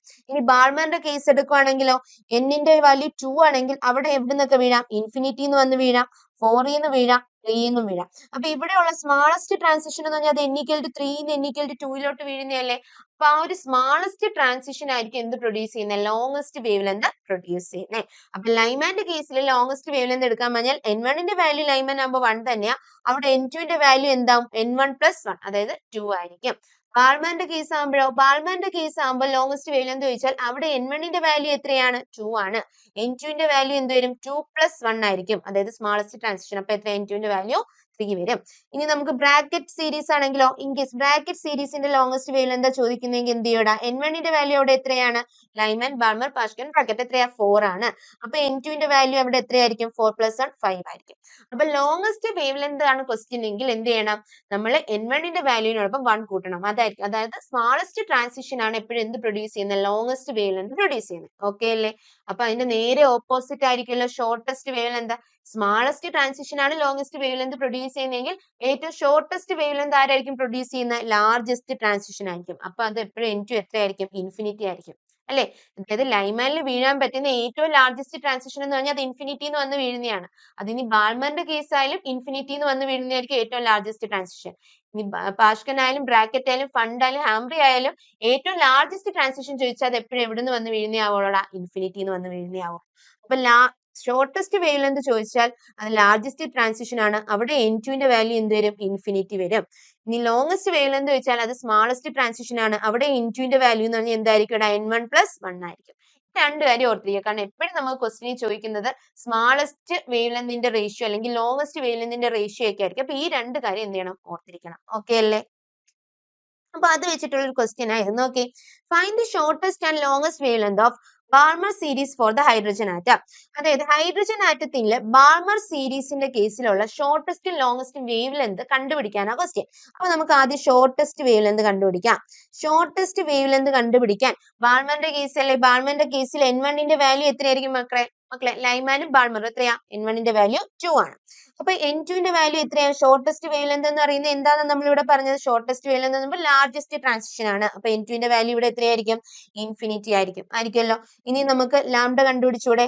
1/λ is equal to R into hydrogen ആറ്റാണ്ട് Z² 1 ആവും. R into 1/N1 square minus 1/N2 square. ഇതാണ് നമ്മുടെ ഇക്വേഷൻ. അപ്പൊ 1/λ is equal to R into 1/2 square എത്രയാ? 4 minus 1/infinity. അത് എത്രയായിട്ടോ? 1/λ is equal to R/4 എന്ന് കിട്ടും. അവിടുന്ന് ലാംഡ, അതായത് lambda shortest, lambda is equal to എത്ര കിട്ടും? 4/R എന്ന് കിട്ടും. ഓക്കെ അല്ലേ? ക്ലിയർ അല്ലേ? ഇനി നമുക്ക് എന്താ കണ്ടുപിടിക്കണ്ടേ? ലോങ്സ്റ്റ് വേവ് ലെങ്ത് കണ്ടുപിടിക്കണം. ലോങ്സ്റ്റ് വേവ് ലെങ്ത് ആണ് ബാൾമറിന്റെ ചോദിച്ചിട്ടുണ്ടെങ്കിൽ എങ്ങനെ കണ്ടുപിടിക്കും എന്ന് നമ്മൾ പറയുന്നത്. ലോങ്സ്റ്റ് വേവ് ലെങ്ത് കണ്ടുപിടിക്കാൻ നമ്മൾ എന്ത് ചെയ്തേ? ഇവിടെയും ബാൾമറിന്റെ കേസ് ആയതുകൊണ്ട് N1 ന്റെ വാല്യൂ എത്ര തന്നെയാ? 2 തന്നെയാ, അത് മാറുന്നില്ല. N2 ന്റെ വാല്യൂ എന്തെന്ന് നമ്മൾ പറഞ്ഞ ലോങ്സ്റ്റ് വേവ് ലെങ്ത് ആണെങ്കിൽ ഏറ്റവും ഷോർട്ടസ്റ്റ് ട്രാൻസിഷൻ ആയിരിക്കും അല്ലെ, സ്മാളസ്റ്റ് ട്രാൻസിഷൻ ആയിരിക്കും. അതായത് 2 + 1 വരും. N1 + 1 അത് എത്രയാ? 2. N2 ന്റെ വാല്യൂ എത്ര വരും? 3 വരും. അപ്പൊ 1/λ is equal to R into 1/N1 square എത്രയാ? 2 square minus 1/3 square. Okay അല്ലേ? That is 1/λ is equal to R into 1/4 minus 1/9 എന്ന് വരും. ക്ലിയർ അല്ലേടാ? ഇവിടുന്ന് എത്ര കിട്ടും? 1/λ is equal to R into 9 minus 4 എത്രയാ? 5 divided by 9 into 4 36. 34 അല്ല 36. അപ്പൊ ഇവിടുന്ന് ഇത് ലോങ്സ്റ്റ് അതുകൊണ്ട് നമുക്ക് λL എന്ന് കിട്ടും. λL is equal to എത്ര കിട്ടും? 36/5R എന്ന് കിട്ടും. λL is equal to longest wave length of Balmer എന്ന് പറയുന്നത് എന്താണ്? 36/5R ആണ്. ഇൻ കേസ് ഇവിടുത്തെ question longest wave length shortest wave length തമ്മിലുള്ള റേഷ്യോ ആയിരുന്നെങ്കിലോ, അങ്ങനെ നമുക്ക് ക്വസ്റ്റ്യൻസ് ഫ്രെയിം ചെയ്യാലോ. അങ്ങനെ ക്വസ്റ്റ്യൻ ഉണ്ടെങ്കിൽ എന്ത് ചെയ്തേനെ? ലോങ്സ്റ്റ് വേവ് ലെങ്തും ഷോർട്ടസ്റ്റ് വേവ് ലെങ്തും തമ്മിലുള്ള റേഷ്യോ വെച്ചിട്ടുണ്ടെങ്കിൽ എന്ത് ചെയ്യണം? ഇത് തമ്മിലൊന്ന് ഡിവൈഡ് ചെയ്ത് നോക്കണം. ലോങ്സ്റ്റ് വേവ് ലെങ്ത് എത്രയാ? 36/5R. ഷോർട്ടസ്റ്റ് വേവ് ലെങ്ത് എന്താണ്? 4/R. അപ്പൊ അതിന് എന്ത് ചെയ്യാം? ഇൻറ്റു R/4 എന്ന് എഴുതാം. റെസിപ്രോക്കൽ എടുത്ത് മൾട്ടിപ്ലൈ ചെയ്താൽ പോരെ? അപ്പൊ ഇൻറ്റു R/4. അപ്പൊ 6 വെട്ടിപ്പോയിട്ട് 4 36 വെട്ടി നമുക്ക് എത്ര കൊടുക്കാം? 9 കൊടുക്കാലോ. അപ്പൊ എത്ര കിട്ടും മക്കളെ? 9/5 അല്ലെങ്കിൽ 9:5 എന്ന് കിട്ടും. ഓക്കെ അല്ലെ? 9/5 അല്ലെങ്കിൽ 9:5. ക്ലിയർ അല്ലേ? ഇങ്ങനെയാണ് നമ്മൾ ക്വസ്റ്റ്യൻസ് ചെയ്യുന്നത്. അപ്പൊ ഷോർട്ടസ്റ്റ് വേവ് ലെങ്ത് ചോദിച്ചാൽ നമ്മൾ അത് ഏത് സീരീസിന്റെ ആയിരിക്കും? ലൈമന്റെ ആയിക്കോട്ടെ, ബാൾമറിന്റെ ആയിക്കോട്ടെ. ഞാൻ ഇപ്പൊ ബാൾമറിന്റെ കേസാണ് ഇവിടെ എഴുതി നോക്കിയിട്ടുള്ളത്. നിങ്ങൾ ഈ ക്ലാസ് ചെയ്യുമ്പോൾ നിങ്ങൾ എന്ത് ചെയ്യണം? ലൈമാന്റെയും ബ്രാക്കറ്റിന്റെയും പാഷ്കിന്റെയും ഒക്കെ എന്ത് ചെയ്യണം? ഒന്ന് എഴുതി നോക്കണം. എന്നിട്ട് അവരുടെ റേഷ്യോ ഒന്ന് എടുത്ത് നോക്കണം. ഓക്കെ അല്ലേ? അപ്പൊ നമ്മൾ ആരുടെ സീരീസിന്റെ ഷോർട്ടസ്റ്റ് ചോദിച്ചാലും ലോങ്സ്റ്റ് ചോദിച്ചാലും നമുക്ക് ചെയ്യാൻ അറിയാം. ക്ലിയർ അല്ലേ? ഇനി നമ്മൾ അടുത്തത് number of unique spectral lines അല്ലെങ്കിൽ നമ്പർ ഓഫ് യൂണിക് ട്രാൻസിഷൻ അല്ലെങ്കിൽ number of unique wave length. Spectral lines produce ചെയ്യാം, എത്ര സ്പെക്ട്രൽ ലൈൻസ് ഫോം ചെയ്യും, അതിനെ പറ്റിയിട്ടുള്ള ഇക്വേഷൻ. അതിന്റെ ഒരു ഇക്വേഷൻ മാത്രം നോക്കിയത് മതി. എന്താ equation? Number of lines is equal to N2 - N1 into N2 - N1 + 1/2. ഇതാണ് നമ്മുടെ ഇക്വേഷൻ. അതായത് ഇപ്പൊ പറയാ N2 ൽ നിന്ന് N1 ലോട്ട് വീഴുമ്പോൾ ഉള്ള എത്ര ലൈൻസ് ആണ്, എത്ര നമ്പർ ഓഫ് സ്പെക്ട്രൽ ലൈൻസ് അവിടെ വീഴുന്നു എന്ന ക്വസ്റ്റ്യൻ. അതിപ്പോ നമ്മൾ പറയാം N = 5. ഇത് N = 5. ഇവിടെ N = 4 ഉണ്ട്, ഇവിടെ 3 ഉണ്ട്, ഇവിടെ 2 ഉണ്ട്, ഇവിടെ N = 1 ഉണ്ട്. ഞാൻ ഇപ്പൊ എനർജിയുടെ ലെവലിന്റെ ഡിഫറൻസ് ഒന്നും വെച്ചല്ല വരച്ച്, ജസ്റ്റ് ഒന്ന് വരച്ചെന്നേ ഉള്ളൂ. അപ്പൊ ഇവിടുന്ന് 5 1 ഇവിടെ N2 ന്റെ വാല്യൂ 5ഉം N1 ന്റെ വാല്യൂ 1 ആണെന്ന് ഇരിക്കട്ടെ. എത്ര സ്പെക്ട്രൽ ലൈൻസ് ഫോം ചെയ്യാം അല്ലെങ്കിൽ എത്ര സ്പെക്ട്രൽ ലൈൻസ് ഉണ്ടാവും എന്ന് വെച്ചാൽ നമ്മൾ എന്ത് ചെയ്യും? നമ്മൾ ഇരുന്ന് വരച്ച് കണ്ടുപിടിക്കേണ്ടി വരും അല്ലെ? അതായത് 5 ഒരെണ്ണത്തിന് ഡയറക്റ്റ് 1 വീഴാം. വീണൂടെ? 5 എങ്ങോട്ടും വീഴാം, ഡയറക്റ്റ് 2 വീഴാം. 5 ഡയറക്റ്റ് 3 വീഴാം. 5 ഡയറക്റ്റ് 4 വീഴാം. ഇങ്ങനെ വീഴാമല്ലോ. ഇനി 4 വന്ന് വീഴാമല്ലോ. 4 വന്നതിന് നേരിട്ട് 1 വീഴാം. 4 പിന്നെ 2 വീഴാം. 4 പിന്നെ 3 വീഴാം. ഇനി 3 വന്ന് വീണതിന് ഡയറക്റ്റ് 1 വീഴാം. പിന്നെ വേണമെങ്കിൽ 2 വേണമെങ്കിൽ വന്ന് വീഴാം. 2 വന്നതിന് പിന്നെ ഡയറക്റ്റ് 1 വരും. അപ്പൊ എത്ര എണ്ണം ഉണ്ട് ഇവിടെ? 1, 2, 3, 4, 5, 6, 7, 8, 9, 10 സ്പെക്ട്രൽ ലൈൻസ് ആ ഫോം ചെയ്യുന്നത്. അപ്പൊ ഇതൊക്കെ ആവുമ്പോൾ നമുക്ക് കണ്ടുപിടിക്കാം. ഇപ്പൊ N2 ഈക്വൽ ടു 10ഉം N2 ഈക്വൽ ടു 1 എന്ന് ചോദിച്ചാൽ നമ്മൾ എക്സാം ഹാളിൽ ഇന്ന് എന്ത് ചെയ്യണം? വരച്ച് നോക്കി ചെയ്യാന്ന് പറഞ്ഞാൽ ഭയങ്കര പാടല്ലേ? അതിനൊരു ഇക്വേഷൻ ആണ് എന്ത് മക്കളെ? N2 minus N1 into N2 minus N1 plus 1/2 എന്നുള്ള ഇക്വേഷൻ. ഓക്കെ അല്ലേ? ക്ലിയർ അല്ലേടാ? ഓക്കെ. ഇവിടെ അതിന്റെ ഒരു എക്സാമ്പിൾ തന്നിട്ടുണ്ട്. N ഈക്വൽ ടു 4 ന്ന് N ഈക്വൽ ടു 1 വീഴുന്ന നമ്പർ ഓഫ് ലൈൻസ് ആ വേണ്ടത്. അപ്പൊ നമ്മൾ എന്ത് ഇട്ട് കൊടുക്കും? 4 മൈനസ് 1 ഇൻറ്റു 4 മൈനസ് 1 പ്ലസ് 1/2. അപ്പൊ എത്ര ഇട്ടു ഇവിടെ? 4 മൈനസ് 1 3 ഇടും. ഇവിടെ മൈനസ് 1 പ്ലസ് 1 ക്യാൻസൽ ആയി പോകും. 3 ഇൻറ്റു 4/2 എന്ന് വരും. 2ഉം 4ഉം വെട്ടിയ 2. 3 ഇൻറ്റു 2 എത്ര കിട്ടും? 6 കിട്ടും. നമ്പർ ഓഫ് ലൈൻ 6 ആ. വരച്ചു നോക്ക്. 6 തന്നെയാണോ എന്ന് വരച്ചു നോക്കാം. N equal to 4. ഓക്കെ അല്ലേ? ഇത് 3, ഇത് 2, ഇത് 1. എങ്ങനെയൊക്കെ വീഴാം പറഞ്ഞേ? 4 ന്ന് ഡയറക്റ്റ് ഒരെണ്ണത്തിന് എങ്ങോട്ട് വീഴാം? 1 വന്ന് വീഴാം.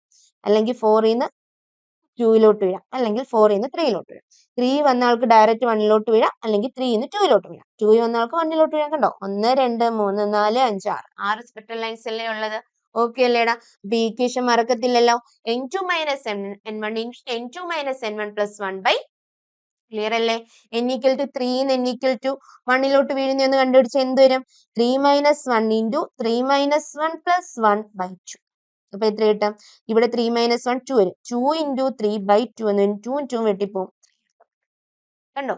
ഇവിടെ 3 അല്ലേ? നോക്ക്. 1, 2, 3.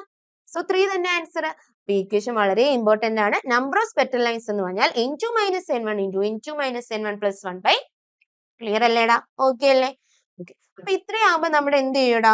നമ്മുടെ ആറ്റം എന്ന് പറയുന്ന ഒരു ചാപ്റ്റർ കംപ്ലീറ്റ് ആവുന്നുണ്ട്. ഇനി നമ്മൾ എന്തിലോട്ടാ പോകുന്നത്? നമ്മൾ കുറച്ച് ക്വസ്റ്റ്യൻസിലോട്ടാ പോകുന്നത്. ക്വസ്റ്റ്യൻസിലോട്ടാണ് പോകണം. അപ്പൊ നമുക്ക് നമ്മുടെ ഫസ്റ്റ് ക്വസ്റ്റ്യനിലോട്ട് നോക്കാം. നമ്മൾ കുറെ ക്വസ്റ്റ്യൻസ് ഡിസ്കസ് ചെയ്തായിരുന്നു. ഇനി നമുക്ക് ഇമ്പോർട്ടന്റ് ആയിട്ട് പ്രീവിയസ് ഇയർ ചോദിച്ച കുറച്ച് ക്വസ്റ്റ്യൻസ് കൂടെ ഉണ്ട്. അത് നമുക്ക് നോക്കാം. Ground state energy of hydrogen atom is minus 13.6 electron volt. Ground state energy എത്ര തന്നിട്ടുണ്ട്? minus 13.6 electron volt ആണ് തന്നിട്ടുണ്ട്.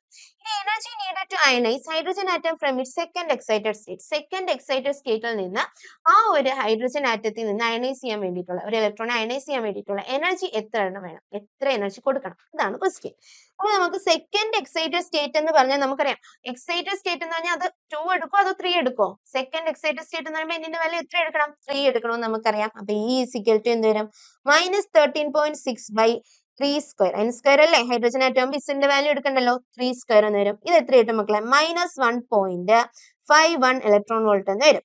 ഇത് എനർജി അല്ലേ? അയനൈസേഷൻ ആണ് നമ്മൾ ചോദിച്ചിട്ടുള്ളത്. അയനൈസേഷൻ എനർജി കണ്ടുപിടിക്കാൻ പറഞ്ഞാൽ എന്ത് ചെയ്യണമെന്ന് നമ്മൾ പറഞ്ഞത്? ഇതിന്റെ പോസിറ്റീവ് എടുക്കണം. അപ്പൊ എത്ര വരും? 1.51 ഇലക്ട്രോൺ വോൾട്ട് എന്ന് വരും. ഓക്കെ അല്ലേ? അപ്പൊ ആൻസർ എത്ര കിട്ടും ഇവിടെ? Option A is the right answer. Okay. According to Bohr's theory, the wave number of last line of Balmer series is. Bond തിയറിക്ക് പ്രകാരം വേവ് നമ്പർ കണ്ടുപിടിക്കാനാ. നമുക്ക് വേവ് ലെന്ത് കണ്ടുപിടിക്കാൻ അറിയാം അല്ലെ? വേവ് നമ്പർ എന്ന് പറഞ്ഞാൽ എന്താണ്? റെസിപ്രോക്കൽ ഓഫ് വേവ് ലെന്തിനെ വിളിച്ച പേരാണ് എന്ത്? Wave number. വേവ് ലെന്തിന്റെ റെസിപ്രോക്കലിനെ വിളിച്ച പേരാണ് എന്ത്? വേവ് നമ്പർ എന്ന് പറയുന്നത്. അപ്പൊ നമ്മൾ പഠിക്കുന്ന ഇക്വേഷൻ അത് തന്നെ, വേവ് നമ്പറിന്റെ ഇക്വേഷൻ തന്നെ പഠിക്കുന്നത്. കാരണം 1/λ അല്ലേ നമ്മൾ ഇക്വേഷൻ ഫോം ചെയ്ത് വെച്ചിട്ടുള്ളത്. അപ്പൊ 1/λ = എന്തായിരുന്നു equation? R into 1/n1² minus 1/n2² എന്നായിരുന്നു. അപ്പൊ ഈ 1/λ ആണ് വേവ് നമ്പർ. അപ്പൊ wave number = R into 1/n1² minus 1/n2² അല്ലേ? ഇതല്ലേ നമ്മുടെ ഇക്വേഷൻ. അപ്പൊ ഇവിടുന്ന് R into last line of Balmer series എന്ന് പറയുമ്പോൾ N1ന്റെ വാല്യൂ എന്തായാലും 2 ആ. അത് നമുക്കറിയാം. ലാസ്റ്റ് ലൈൻ എന്ന് പറഞ്ഞാൽ N2ന് എത്ര ഇട്ട് കൊടുക്കണം എന്ന് അറിയാമോ മക്കളെ? N2ന് ഇൻഫിനിറ്റി ഇട്ട് കൊടുക്കണം. N2ന് അതിലെ ലാസ്റ്റ് ലൈൻ അല്ലെ? അപ്പൊ N2 ഏതാ? ഇൻഫിനിറ്റി ആണ്. അപ്പൊ 1/∞² എന്ന് വരും. അപ്പൊ എത്ര കിട്ടും? R/4 എന്ന് കിട്ടും. ഓക്കെ അല്ലേ? അപ്പൊ ന്യൂ ബാർ = എത്ര കിട്ടും? R/4 എന്ന് കിട്ടും. ആറിന്റെ വാല്യൂ നമ്മൾ 10⁻⁷ മീറ്റർ ഇൻവേഴ്സ് എന്നല്ലേ പഠിച്ചത്? അപ്പൊ 10⁻⁷/4. ഇതിനെ നമുക്ക് എങ്ങനെ എഴുതാം? 10/4 into 10⁻⁶ എന്ന് എഴുതിക്കൂടെ? 10/4 എന്ന് പറയുമ്പോൾ അറൌണ്ട് 2 പോയിന്റ് സംതിങ് വരും. 2.5 into 10⁻⁶ എന്ന് വരും. അപ്പൊ ഇതുമായിട്ട് അപ്രോക്സിമേറ്റ്ലി ഈക്വൽ ആയിട്ടുള്ള ഓപ്ഷൻ ഉണ്ടോ എന്ന് നോക്കിയാൽ മതി. ഉണ്ടോടാ? ഉണ്ട്. Option C. Around 2.75 into 10⁻⁶ metre inverse. അപ്പൊ ആൻസർ ഏതാണ്? ഓപ്ഷൻ സി ആണ് നമ്മുടെ റൈറ്റ് ആൻസർ. ഓക്കെ അല്ലേ? അടുത്ത question. If an electron in a hydrogen atom jumps from the third orbit to the second orbit, it emits a photon of wavelength lambda. ഒരു hydrogen ആറ്റത്തിലുള്ള electron third ഓർബിറ്റിൽ നിന്ന് second ഓർബിറ്റിലോട്ട് jump ചെയ്യുന്നെങ്കിൽ അത് emit ചെയ്യുന്ന ഫോട്ടോന്റെ wave length ആണ് lambda. Okay അല്ലേ? When it jumps from the fourth orbit third orbit ഇത് corresponding wavelength എങ്കിൽ അത് ഫോർത്ത് ഓർബിറ്റിൽ നിന്ന് തേർഡ് ഓർബിറ്റിലോട്ടാ ജമ്പ് ചെയ്യുന്നെങ്കിൽ അവിടെയുള്ള കറസ്പോണ്ടിങ് വേവ്ലെങ്ത് കണ്ടുപിടിക്കാനാണ് ക്വസ്റ്റ്യൻ. അപ്പൊ നമ്മൾ ആദ്യം എന്ത് എഴുതാം? നമ്മൾ തേർഡ് ടു ടൂയിലോട്ടുള്ള വേവ്ലെങ്തിന്റെ ഇക്വേഷൻ എഴുതി നോക്കാം. 1/λ is equal to hydrogen atom ആണ്, അതുകൊണ്ട് z സ്ക്വയറിന്റെ വാല്യൂ ഇടണ്ട. r into 1 n1 ന്റെ സ്ക്വയർ എത്രയാ മക്കളെ? n1 ന്റെ വാല്യൂ എത്രയാ? സെക്കൻഡ് ഓർബിറ്റിലോട്ടല്ലേ വരുന്നത്. അപ്പൊ 2 സ്ക്വയർ മൈനസ് 1/3 സ്ക്വയർ. അപ്പോ 1/λ is equal to r into 1/4 minus 1/9 എന്ന് കിട്ടും. 1/λ is equal to r into 9 minus 4 എത്രയാ? 5. 5/36 എന്ന് കിട്ടും. ഓക്കെ അല്ലേ? അല്ലെങ്കിൽ നമുക്ക് ലാംഡ is equal to എത്ര കിട്ടി? 36/5r എന്ന് കിട്ടി. ഇതാണ് നമ്മുടെ ലാംഡയുടെ വാല്യൂ 36/5r. ഓക്കെ, ഇനി നമ്മൾ ഏത് കണ്ടുപിടിക്കും? ഇനി നമ്മൾ നമ്മുടെ 4ൽ നിന്ന് 3ലോട്ട് ചാടുന്ന അതിന്റെ വേവ്ലെങ്ത് നമുക്ക് വേണ്ടേ? ആ വേവ്ലെങ്ത് കണ്ടുപിടിച്ച് നോക്കാം. 1/λ dash is equal to r into 1 ഇവിടെ n1 ന്റെ വാല്യൂ എത്രയാ? 3 അല്ലേ? 3 സ്ക്വയർ മൈനസ് 1/4 സ്ക്വയർ എന്ന് വരും. That is 1/λ is equal to r into 1/9 minus 1/16 എന്ന് വരും. ഇവിടെ നമുക്ക് 1/λ dash is equal to r into 1/9 minus 1/16 അല്ലേ? 16 9 പോയ എത്ര കിട്ടും? 16 9 പോയ അപ്പൊ 7 divided by 9 into 16. ഓക്കെ അല്ലേ? ഇവിടുന്ന് lambda dash is equal to എത്ര കിട്ടും? 16 into 9 by 7r എന്ന് കിട്ടും. കിട്ടത്തില്ല? ഇനി നമുക്ക് എന്ത് ചെയ്യാം? ഇതിനെ നമുക്ക് ഇക്വേഷൻ 1 എന്നും ഇതിനെ നമുക്ക് ഇക്വേഷൻ 2 എന്നും കൊടുത്തു നോക്കാം. അങ്ങനെ കൊടുക്കുകയാണെങ്കിൽ നമുക്ക് എങ്ങനെ എഴുതാം? നമുക്ക് 1/2 എന്ന് എടുത്തു നോക്കാമല്ലോ. അല്ലെങ്കിൽ 2/1 എടുത്തു നോക്കാം. കാരണം ലാംഡ ഡാഷിനെ ലാംഡ ടൈംസ് നമുക്ക് കണ്ടുപിടിക്കണം. അപ്പൊ 2/1. അപ്പൊ lambda dash by lambda is equal to 16 into 9 by 7r 16 into 9 by 7r into reciprocal എടുത്ത് മൾട്ടിപ്ലൈ ചെയ്താൽ മതി into 5r by 36. ഇവിടുന്ന് 6ഉം പോവും. 36ഉം 9ഉം വെട്ടിയ 4 കിട്ടും. 4ഉം 16ഉം വെട്ടിയ 4 കിട്ടും. അപ്പൊ എത്ര കിട്ടി? Lambda dash by lambda is equal to 4 into 5 20/7 എന്ന് വന്നു. That is lambda dash is equal to 20/7 lambda എന്ന് കിട്ടിയില്ലേ? 20/7 ലാംഡ എന്ന് കിട്ടി. ആൻസർ ഏത് വരും? Option C is the right answer. കണ്ടോ? ഇങ്ങനെ വേണം നമ്മൾ ക്വസ്റ്റ്യൻസിലോട്ട് അപ്രോച്ച് ചെയ്യാൻ. ക്ലിയർ അല്ലേടാ? അടുത്തൊരു question. An electron of a stationary hydrogen atom passes from the fifth energy level to the ground level. ഒരു ഇലക്ട്രോൺ സ്റ്റേഷനറി ഹൈഡ്രജൻ ആറ്റത്തിലുള്ള ഒരു ഇലക്ട്രോൺ എന്ത് ചെയ്യുന്നു? ഫിഫ്ത്ത് എനർജി ലെവലിൽ നിന്ന് ഗ്രൗണ്ട് ലെവലിലോട്ട് ചാടുക. അപ്പൊ അതായത് n1 ന്റെ വാല്യൂ 1 n2 ന്റെ വാല്യൂ 5 ആണ്. The velocity that the atom occurred by as a result of photon emission will be. നമുക്ക് എന്താ കണ്ടുപിടിക്കണ്ടേ? വെലോസിറ്റി ആണ് നമുക്ക് കണ്ടുപിടിക്കേണ്ടത്. നമ്മൾ എങ്ങനെ ചെയ്യും? നമുക്ക് ആദ്യം ലാംഡ കണ്ടുപിടിച്ച് നോക്കാം. ലാംഡ കണ്ടുപിടിച്ച് കഴിഞ്ഞാൽ നമുക്ക് പിന്നെ മാസ്, അതായത് നമുക്കൊരു ഇക്വേഷൻ അറിയാലോ, ഫോട്ടോണ്ട് ലാംഡ ഇസിക്കൽ ടു എന്താണ്? h/mv എന്നൊരു ഇക്വേഷൻ അറിഞ്ഞൂടെ? ഇവിടെ നമുക്ക് വെലോസിറ്റി കിട്ടാൻ h/m ലാംഡ എടുത്താൽ പോരെ? മതിയല്ലോ. അപ്പൊ നമുക്ക് ആദ്യം എന്ത് കണ്ടുപിടിക്കാം? ലാംഡ കണ്ടുപിടിക്കാം. ലാംഡ ഈസ് ഈക്വൽ ടു 1/λ അല്ലേ കണ്ടുപിടിക്കുന്നത്. അപ്പൊ 1/λ is equal to r into hydrogen ആയിട്ട് ഇവിടെ z ഇടണ്ട, r ഇൻറ്റു 1/n1 ന്റെ square 1 square minus 1/5 square. That is 1/λ is equal to r into 1 minus 1/25 എന്ന് വരും. 1/λ is equal to r into 25 minus 1 എത്രയാ? 24. 24/25 എന്ന് വന്നു.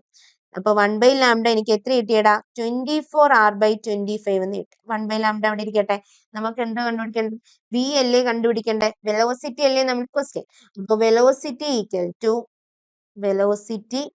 Equal to h/m into lambda അല്ലേ? അതിന് നമുക്ക് h/m ഇൻറ്റു 1/λ എന്ന് എഴുതാലോ. 1/λ എന്ന് എഴുതാലോ. അപ്പൊ h/m ഇൻറ്റു 1/λ എത്ര കിട്ടിയേ? 24r/25. അപ്പൊ എനിക്ക് വെലോസിറ്റി എത്ര കിട്ടി മക്കളെ? Velocity is equal to 24/25 hr/m എന്ന് കിട്ടി. 24 hr/25 m എന്ന് കിട്ടി. അങ്ങനെ ഒരു ഓപ്ഷൻ ഉണ്ടോ? ഉണ്ട്. Option A is the right answer. Okay അല്ലേടാ? അടുത്ത ക്വസ്റ്റ്യൻ. അടുത്ത ക്വസ്റ്റ്യൻ നോക്കിയേ. ഇൻ ഹൈഡ്രജൻ സ്പെക്ട്രം ഇത് shortest wavelength in the Balmer series is lambda. ഹൈഡ്രജൻ സ്പെക്ട്രത്തിന്റെ ബാൾമർ സീരീസിന്റെ ഷോർട്ടസ്റ്റ് വേവ് ലെങ്ത് എന്ന് പറയുന്നത് ലാംഡയാണ് തന്നിട്ടുണ്ട്. എങ്കിൽ shortest wavelength in Brackett സീരീസിലെ ഷോർട്ടസ്റ്റ് വേവ് ലെങ്ത് കണ്ടുപിടിക്കാനാണ് ക്വസ്റ്റ്യൻ അല്ലെ? അപ്പൊ നമുക്ക് ബാൾമർ സീരീസിന്റെ ഷോർട്ടസ്റ്റ് വേവ് ലെങ്ത് ലാംഡ തന്നിട്ടുണ്ട്. അതിനൊരു ഇക്വേഷൻ ഫോം ചെയ്ത് നോക്കാമല്ലോ. ബാൾമർ സീരീസ് ആദ്യം കണ്ടുപിടിക്കാം. ബാൾമർ സീരീസില് ഷോർട്ടസ്റ്റ് വേവ് ലെങ്ത് എന്ന് പറഞ്ഞാൽ 1/λ is equal to r into 1 Balmer and n1 value 2 ആണ്. 2 square minus 1 shortest wavelength എന്ന് പറയുമ്പോൾ എന്താണ് ലാർജസ്റ്റ് ട്രാൻസിഷൻ. അപ്പൊ n2 വാല്യൂ ഇൻഫിനിറ്റി എടുക്കണം. ഇൻഫിനിറ്റി. അപ്പൊ 1/λ ഈസ് ഈക്വൽ ടു എത്ര കിട്ടും r/4 എന്ന് കിട്ടും. ഇവിടുന്ന് ലാംഡ ഈസ് ഈക്വൽ ടു എത്ര കിട്ടും 4/r എന്ന് കിട്ടും. ഇത് ബാൾമറിന്റെ കേസിലല്ലേ. Shortest wavelength of Brackett series ലാംഡയുടെ ടീംസിൽ കണ്ടുപിടിക്കണം. അപ്പൊ ബ്രാക്കറ്റ് സീരീസിൽ ഷോർട്ടസ്റ്റ് വേവ് ലെങ്ത് എടുക്കാം. 1/λ dash is equal to r into 1/n1 value എത്രയായിരിക്കും ബ്രാക്കറ്റ് ആകുമ്പോൾ ലൈമാൻ ബാൾമർ ബ്രാക്കറ്റ് അല്ലെ. Lyman Balmer Pascal Brackett. അപ്പൊ n1 വാല്യൂ എത്രയാ 4 ആണ്. അപ്പൊ 4 സ്ക്വയർ മൈനസ് 1/ഇൻഫിനിറ്റി സ്ക്വയർ. അപ്പൊ 1/λ dash is equal to r/16 എന്ന് കിട്ടും. Lambda dash is equal to 16/r എന്ന് കിട്ടും. ഓക്കെ അല്ലേ. ഇത് നമ്മുടെ ഇക്വേഷൻ നമ്പർ 1, ഇത് ഇക്വേഷൻ നമ്പർ 2. നമ്മൾ എന്ത് ചെയ്യും നേരത്തെ ചെയ്തതുപോലെ എന്താ 2/1 എടുക്കും.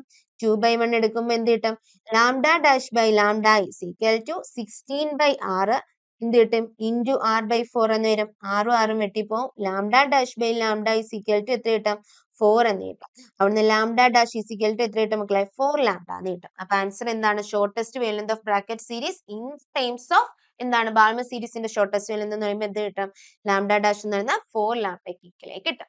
ഓക്കെ അല്ലേടാ. ക്ലിയർ അല്ലേ ഈ ക്വസ്റ്റ്യൻ. അപ്പൊ നമ്മള് ആറ്റംസ് എന്ന് പറയുന്ന ഒരു നല്ലൊരു ചാപ്റ്റർ, കുഞ്ഞു ചാപ്റ്റർ എന്നല്ലേ ആറ്റംസ് എന്ന് പറയുന്ന ഒരു കുഞ്ഞു ചാപ്റ്റർ നമ്മൾ എന്ത് ചെയ്തിട്ടുണ്ട് വണ്ടർഫുൾ ആയിട്ട് ഫിനിഷ് ചെയ്തിട്ടുണ്ട്. നമ്മൾ പ്രധാനമായിട്ട് നമ്മൾ നോക്കാനുള്ള ടോപ്പിക്സ് ആദ്യമേ നമ്മൾ പറഞ്ഞായിരുന്നു. ഏതൊക്കെയായിരുന്നു ബോറിന്റെ ആറ്റം മോഡൽ, അതിന് മുമ്പ് റദർഫോർഡിന്റെ ആൽഫ സ്കാറ്ററിംഗ് എക്സ്പെരിമെന്റ്, അതിന്റെ ഒബ്സർവേഷൻ, അതിന്റെ കുറച്ച് പോയിന്റ്സും, റദർഫോർഡിന്റെ ഡ്രോബാക്ക്, പിന്നെ ബോറിന്റെ ആറ്റം മോഡൽ, പിന്നെ ഹൈഡ്രജൻ സ്പെക്ട്രം. നമ്മൾ ഈ 3 ഭാഗത്തു നിന്ന് കൊണ്ടുവരുന്ന തിയറട്ടിക്കൽ പോർഷൻസ് എല്ലാം മെയിൻ ആയിട്ട് ഫോക്കസ് ചെയ്യുന്ന എല്ലാ പോയിന്റ്സും പറഞ്ഞിട്ടുണ്ട്. നമ്മൾ കുറെ ക്വസ്റ്റ്യൻസും നമുക്ക് പറ്റുന്ന രീതിയിൽ നമ്മൾ ക്വസ്റ്റ്യൻസ് ഇതിൽ വർക്ക്ഔട്ട് ചെയ്തിട്ടുണ്ട്. കൂടുതൽ ക്വസ്റ്റ്യൻസ് എന്തിലുണ്ട് ക്വസ്റ്റ്യൻ ഡിസ്കഷൻ വീഡിയോയിലുണ്ട്, PPT-യിലുണ്ട്. അപ്പൊ എല്ലാവരും ക്വസ്റ്റ്യൻസ് ഒക്കെ സെറ്റ് ചെയ്യണം. ഈ ചാപ്റ്ററിൽ നിന്ന് ഒരു ക്വസ്റ്റ്യൻ പോലും കളയരുത്. ഒരു സിമ്പിൾ ആയിട്ടുള്ള ചാപ്റ്റർ ആണ്. So all the best. Thank you.